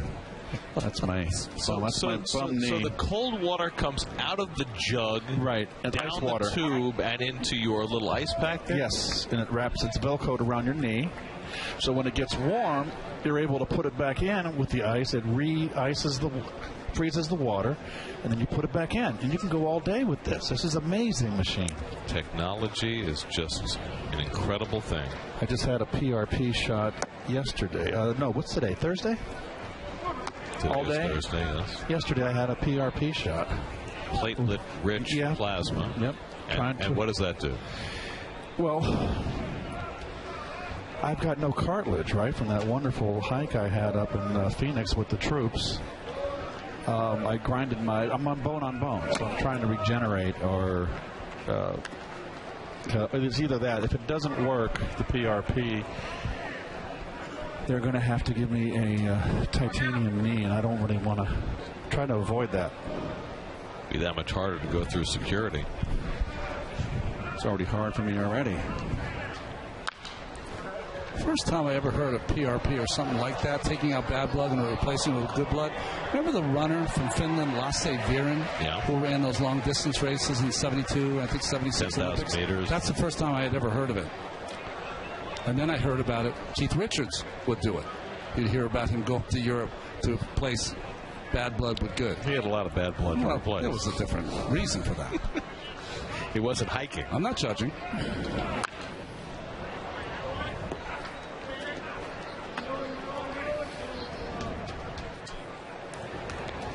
Throw to him, Dex. Throw to him. Throw to Steve. Steve Gelb's making friends wherever he goes. That's my custom. You know that, Gary. This kid right here. He almost waffled the kid with a one-hop. Hold on. Watch this kid throw. He's 2 years old. He's wearing a Syndergaard jersey. He probably throws harder than Syndergaard does right now. Dex, give us a throw. Roll it. Out to right center, slicing away from Den Decker. He doesn't get there. It lands on the warning track. A ground rule double from Matt Reynolds. That'll bring home a run as Tyrone is in to score to make it 10-3. Yeah, hold on 1 second. Let me get Dex another. Tyler, can I get this ball, please? Here, Tyler, let me see that ball. Dex, give it another throw. Look at how hard this 2-year-old throws. Look at that.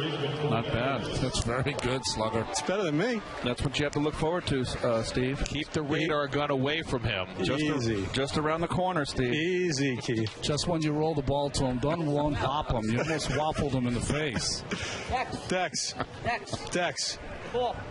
Dex, here you go.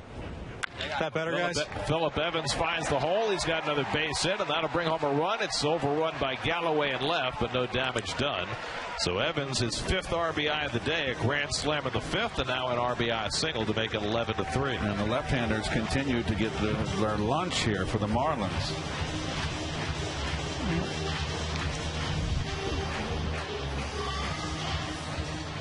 Nicely done. Another pitch, almost the same pitch he hit out. He's got a good swing. Yes, he does. Compact.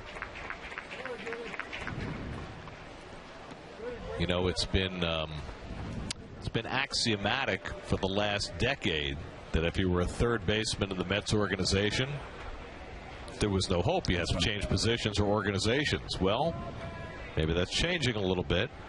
And Phillip Evans has made quite an impression these first week of games after a big year in Double-A last year. Guillorme, and he takes a strike.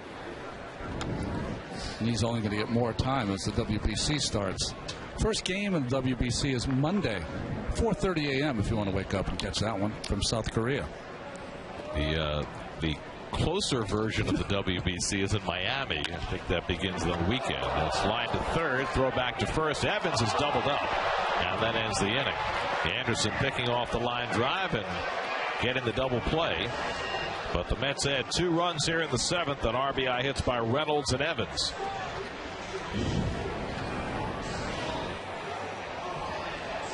And that's how close that was. It's his spring debut, 1 o'clock right here on SNY City Spring Training Baseball. Dave Roseboom starts his second inning, and Matt Dendecker takes outside for ball one. Dendecker's first at bat came on as a pinch runner, stayed in the game in center field. The former Met dealt 2 springs ago in the deal that brought the Mets Jerry Blevins. I don't know how many seasons ago it was. Remember, he was having that great spring training and broke his hand or thumb or on a sliding catch in left center. Toward the hole, and Dendecker's got a base hit. It's the 4th hit off Roseboom in an inning plus. I wonder if pitchers on the mound are deflated because they're used to that being an out in today's game. Usually hit into some kind of shift. Now Ramon Cabrera will bat for the first time. I'll take a moment to note the passing of a really influential figure in my life and in the Mets organization for many years. Dave Rosenfield passed away this week. Dave was the general manager of the team in Norfolk, Tidewater Tides, later the Norfolk Tides, who were the top farm team for the Mets. He was the GM there for over 50 years and was just a towering figure in minor league baseball. And he had an enormous influence on my career. When I first met Dave, I was living down in the Norfolk area, and I actually applied to him to be the voice of the Tides. And he told me that they didn't have a job opening, but that I should call his friend Miles Wolf in Durham, who might have a job opening. And I got the job in Durham. That was my first job doing baseball. And then the next year, Dave had an opening again, and I applied to him. And he said, no, sorry, I filled the job. But call my friend Lou Schweckheimer in Pawtucket. I think he has a job open. And I got the job in Pawtucket. Wow. And then 2 years later, Dave helped me get the job with the Mets. So he was kind of my angel in my broadcasting career. A guy who one of those minor league GMs who had his hand in every aspect of the game.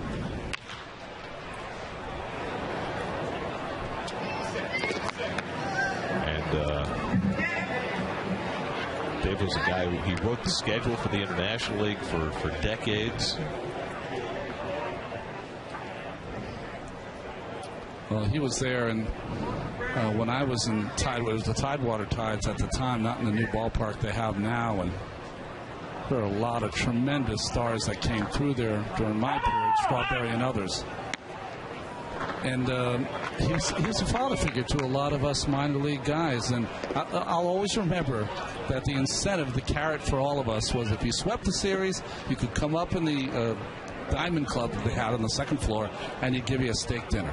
Really? In those days, it meant something. Oh, sure. Right under the glove of Evans and into left field. And so Cabrera is aboard.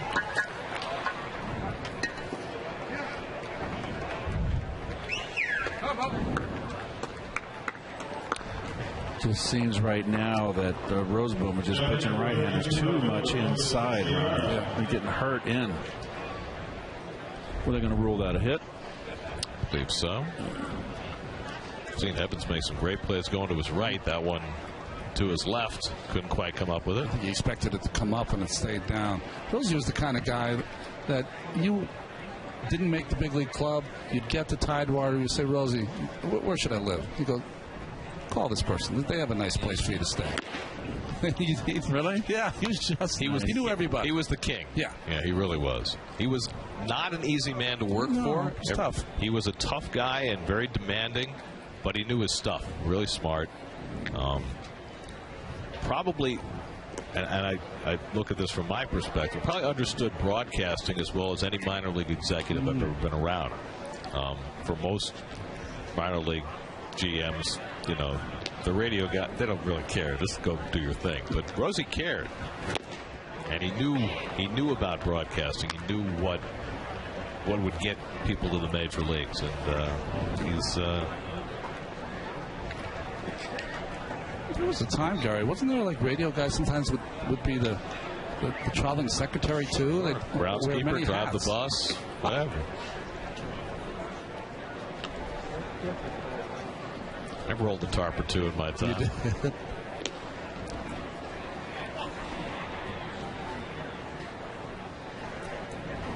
Moises Sierra up for the first time. And he takes inside from Roseboom. You almost equate your broadcasting career to how the ball players do it. You know, you started in the minor leagues and had to move up, and when you get here, try to stay as long as you can. And we're on, what, 30-something years? Base hit for Sierra, so 3 straight hits for the Marlins to start this 8th inning. Mr. Roseboom is gassed. It's a tough day for left-handers. Yeah. On both sides.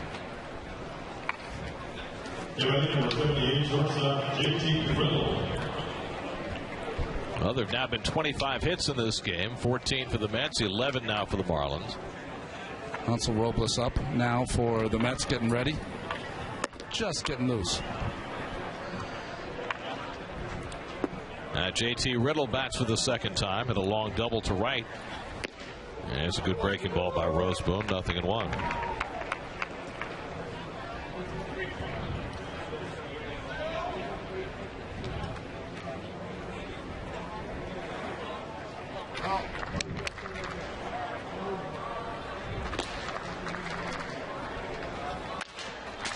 Slowly hit. Yorme circles in, gets the out at second. The turn not in time, as Dendecker comes home to make it 11-4. Boy, he's got some sweet hands. Yes, he does. Nice play. Get that lead runner. Keep another runner out of scoring position. A lot of shortstops just so this might have gone to first base. Very nice. And that'll be all for Roseboom. He'll exit, and Hansel Robles will come in to try and finish off this 8th inning.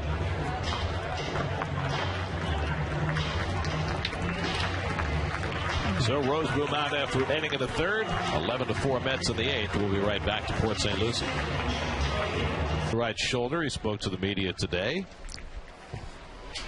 Giants, Jets, Geico Sports Night, 10:30. Did something happen to Eli?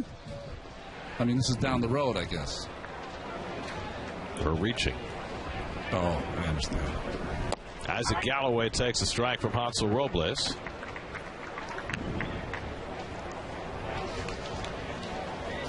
When I was driving up this morning, I thought they had a chance of rain here in Florida, but it turned out to be a beautiful day.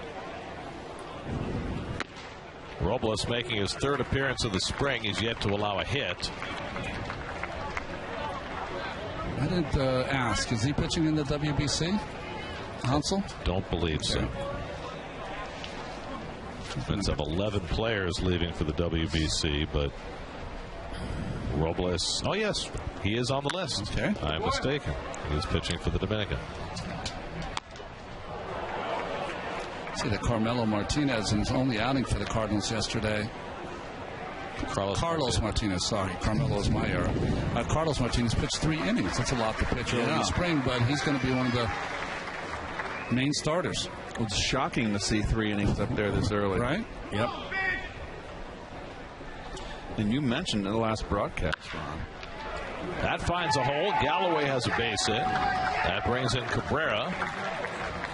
With the 2nd run of the inning, it's now 11-5. So the hits just keep on coming.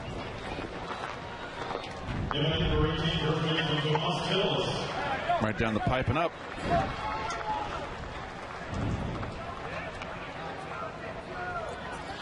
But when we were coming up, Ronnie, I mean, shoot, I was with the Cardinals. Gibson would pitch opening day. It would be against Seaver.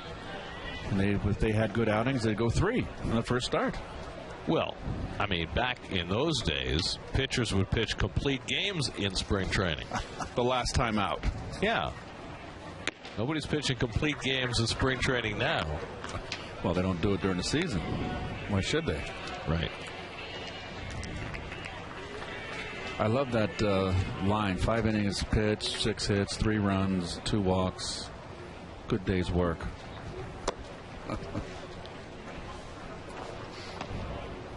And high fives. Oh.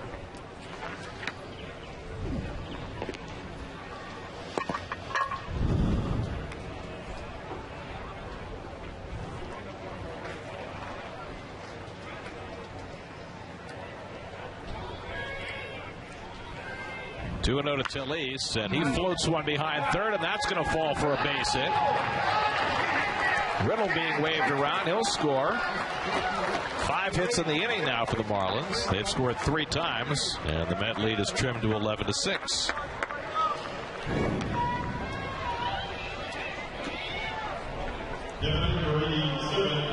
Well, Tillis has 2 hits now. One hit off the end of the bat that was a swinging bunt down the third base line, and this is a jam shot to left. Well, good read right there by Riddle. That's a blooper right there, inside out bloop.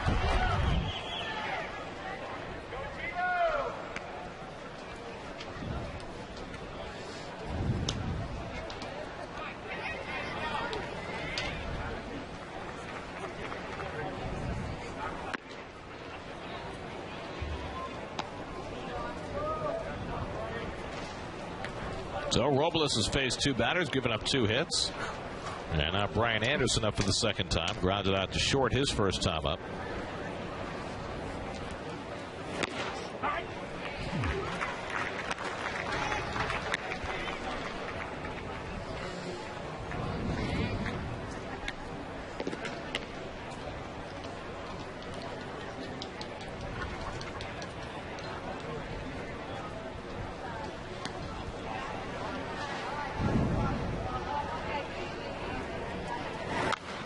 Robles in position to be a prime setup man for the Mets early in the season when Familia supposedly will be suspended. The other guy who should be filling that role is Fernando Salas, who's yet to get in the game this spring. It's in limbo. Because he has a visa issue. He's here, but his work visa has not come through, so he's not technically allowed to be in a game until that happens. But he's got a visa to pitch in the WBC in Mexico. Right. Okay. And he should be able to get his visa to work here when he's in Mexico for the WBC. So it should all work out. But that's why Salas has not been in the game yet. On the outside corner, and Anderson's caught looking. And that's the second out.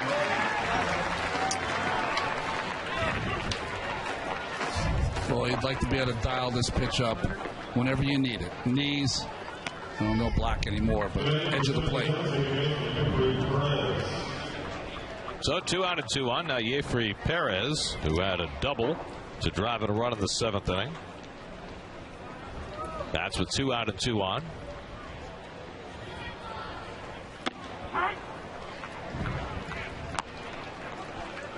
That's that changeup that Robles has developed as his 3rd pitch, but he's primarily a power guy. He's going to come after you with his hard stuff. Out to left center, Nimmo tracking it, and that retires the side.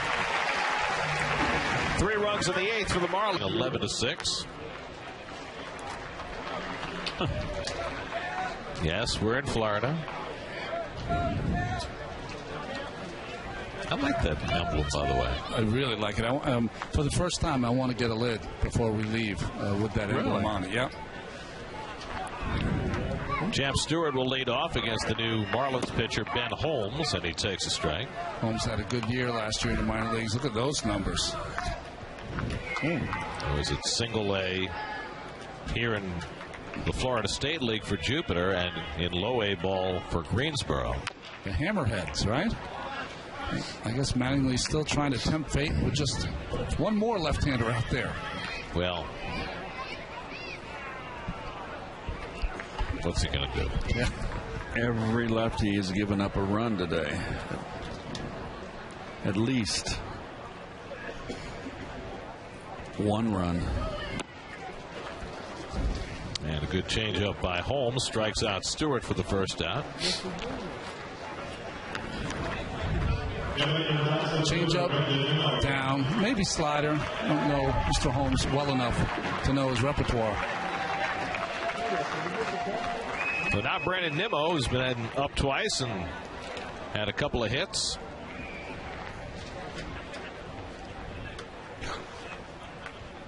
Getting in a bat against the lefty, and he lines his third hit of the day. So a solid afternoon for Nimmo. 3 for 3 off the bench. Very nice.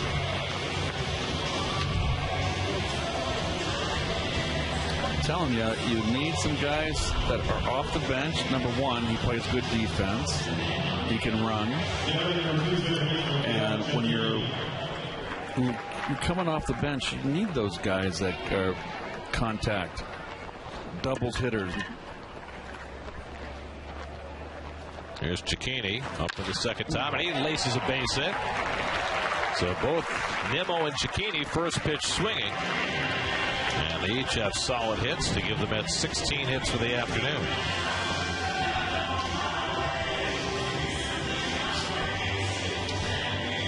And now Travis Tyrone, who had a base hit in his only at bat in the 7th. That's now with 11 runs and 16 hits. The Marlins 6 runs and 13 hits.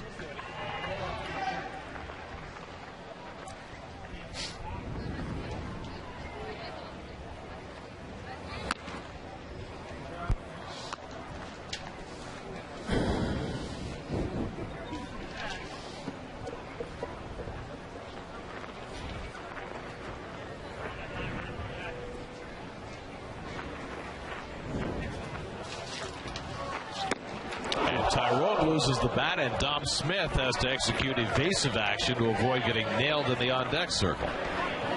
There was no Luis Guillorme to save him.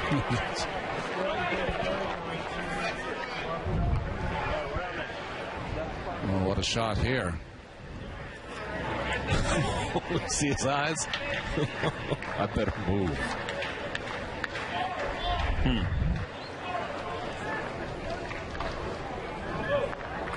Well, if you missed it earlier, I am sure it is everywhere on the internet. Right. The play that Luis Guillorme made on the thrown bat. I think it was Echeverria, right? Threw the bat early in the ball game. And Guillorme, standing on the dugout railing, picked it off one-handed like it was nothing. Never even thought of that. Like, he'll be famous today. He'll be everywhere. Oh, absolutely. Everywhere. No one will know how to pronounce his name. That's all right. But they'll all know what he accomplished. And we'll show this again because you just can't show it enough. He's a one-handed all-star here. Watch. Amazing. Watch what the bat goes back and almost hits Rivera in the head. Watch this. I mean, how do you even have the presence of mind to know how to do that?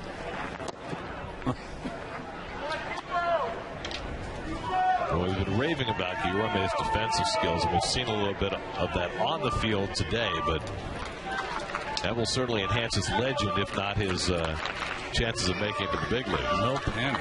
Scene right out of Braveheart or something.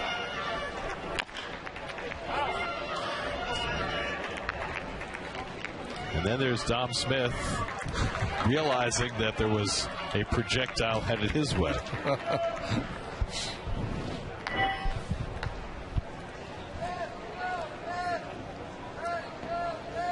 You know, there used to be a joke about, you know, an Olympic athlete working as a javelin catcher. But perhaps we've now found a person who can perform that task. As Tyrone is down on strikes for the second out.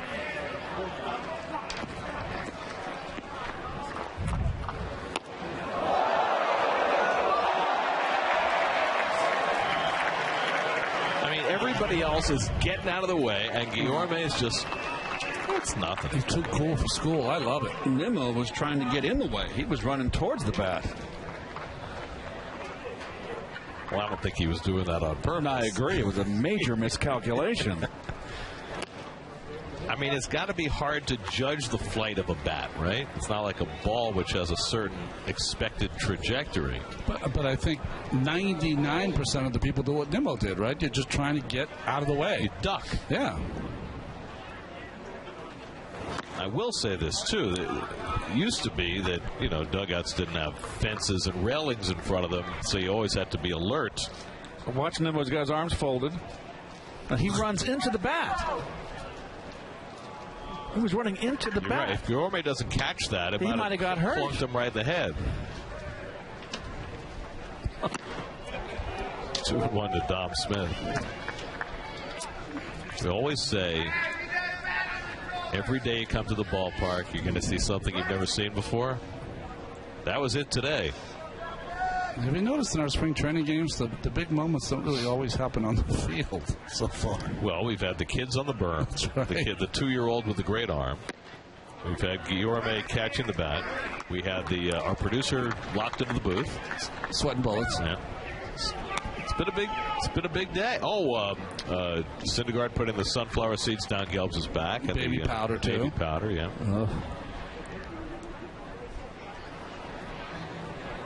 Keith's ice machine. Yes, it's been a very, very good day.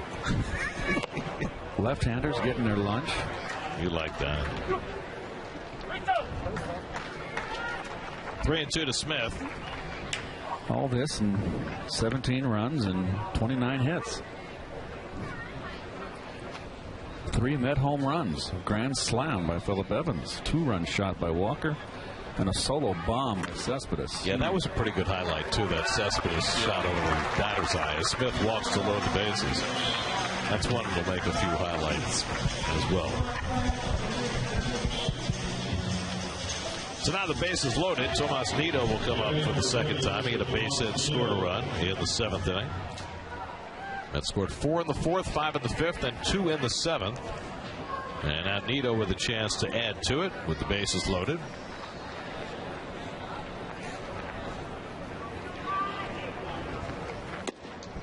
Tomas Nido, born in Puerto Rico, grew up in Florida. Was going to go to Florida State before the Mets drafted him in the 8th round in 2012. And he had his best season by far last year playing here in St. Lucie. Hit .320 and won the batting title in the Florida State League. Mets had batting champions in the Florida State League, the Eastern League, and the Pacific Coast League.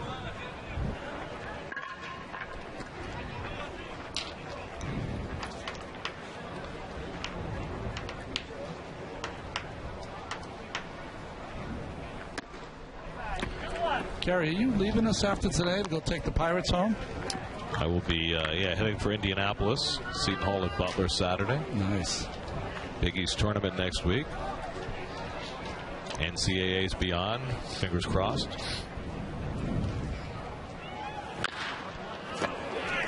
Bouncing ball for Riddle. And that retires the side. Mets strand 3 in the bottom of the 8th. Off to the 9th we go with the Mets up 11-6. That could happen. Oh, boy, it looks good and nice, doesn't it? You turn over, Gary, when you wake up from your nap. That's when you turn over. Oh. Well, no line at the Tiki Bar. I like that we show the Tiki Bar. That was off limits there for a couple of seasons. Probably the biggest development in our broadcast over 12 years. Why was that? Why was that off limits? You know, it was a different time, Keith. Oh, really? Anso Robles stays in to pitch the 9th inning. What was it, a speakeasy? Chris Hu up for the second time. Grounded out in the 7th. Well, from a pitching standpoint today, as Hu is hit by the pitch, and Hu's on first. Just some sloppy pitching today. I guarantee you, it's like you're out in the field, it's like, let's get in. Take 3 outs and let's go inside. Skipper's going to have us do some running after the game. These are the kind of games that I don't know if they'll do it anymore, but the skipper would get you out on the field after the game's done and have you do some couple times at first, second, the third, and all around the bases. The base running. I don't think that's going to happen today. No. I mean, I don't think it happens much anymore. That's what I mean. But the managers, it was almost like, you're going to have me out here for 3.5 hours? Okay, go run the bases now for 15 minutes. Matt Dendecker had a base hit and scored a run. His only at bat. Well, Terry Collins had a full day today. Gary and I were in left field just watching batting practice, and he was in left field, and he was running around, making great catches, shagging like he was 30 years old. Made a terrific backhand shoestring catch going toward the line. Very impressive. And he was wearing his little second baseman's mitt, too. That's right.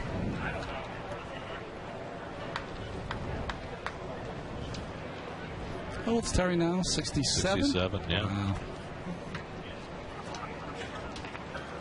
His bench coach, Dick Scott. Was an act, 67. Got more energy than most 27-year-olds I know. That's right. Dendecker strikes out for the first out of the ninth. Second strikeout for Robles. That's just us talking about our kids. Good fastball. Oh, that was a changeup there, sorry, from Hansel Robles. Pitch that Keith was mentioning he started to use last year. Conditioning, conditioning coaches. That's over on the other field. They're waiting. I sense some sprints coming. Players get bitter, too, because they've been playing all game, and these guys have been doing nothing. Probably a half hour ago, they're inside eating fruit, watching TV, and now they're going to blow the whistle and make us run for a half hour.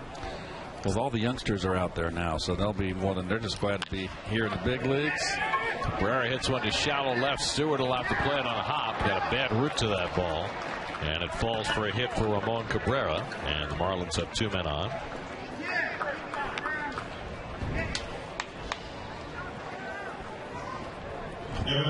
That's the 30th hit in this game.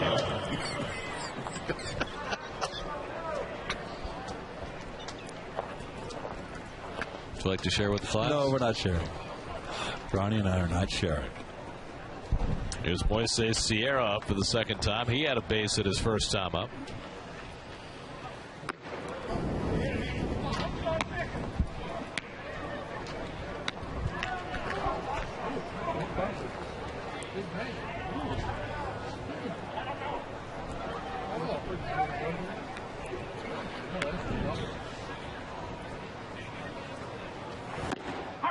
There's a fastball popping in for a strike, 1-1. 94 from Robles. It's pretty firm this early in spring training. So when Noah goes to the mound tomorrow for the first time, what do you think the radar gun's going to show? First time out of the box, talking about throwing harder than last year, gained 17 pounds of muscle. Well, I think he's going to throw some high numbers only because the adrenaline rush. A lot of these guys have been here for a while, Gary. Haven't been able to get on a mound yet, so they're going to be excited to let it go. That's a radar gun.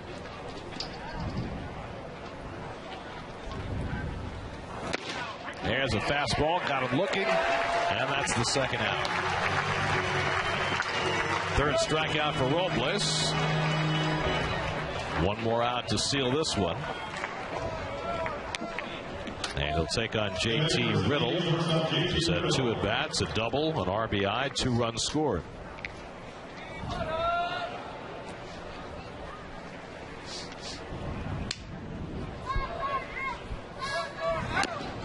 Well, any way you slice it, it's a big day tomorrow as the Mets start to run their frontline starters out for the first time in the spring. Normally you do that right from the first game, but because of the lengthened spring training and all these pitchers being handled with care, it starts tomorrow. Syndergaard against the Astros. We'll have it for you on SNY starting at 1 o'clock. Into foul ground. Evans catches the foul pop from Riddle, and that'll do it. So in a slugfest, the Mets hit 3 home runs. Cespedes hits 1 out of sight. Phillip Evans hits a grand slam. Neil Walker adds a 2-run homer, and the Mets outscore the Marlins 11-6. Well, for the pitching for the Mets, Gazelman, 2 not sharp innings, but 2 solid innings, and the bullpen struggled a little bit after that. A lot of hits out here today, Keith. I'll say there was exactly 30 of them, Ron, and 17 runs. Gary mentioned the 3 home runs by the Mets. The grand slam by the youngster, Phillip Evans. Cespedes, a monstrous shot over the monster in center field, and Walker with a 2-run shot. So Mets win 1 here, and we'll take it away, Gary. Mets are now 4-3 on the spring.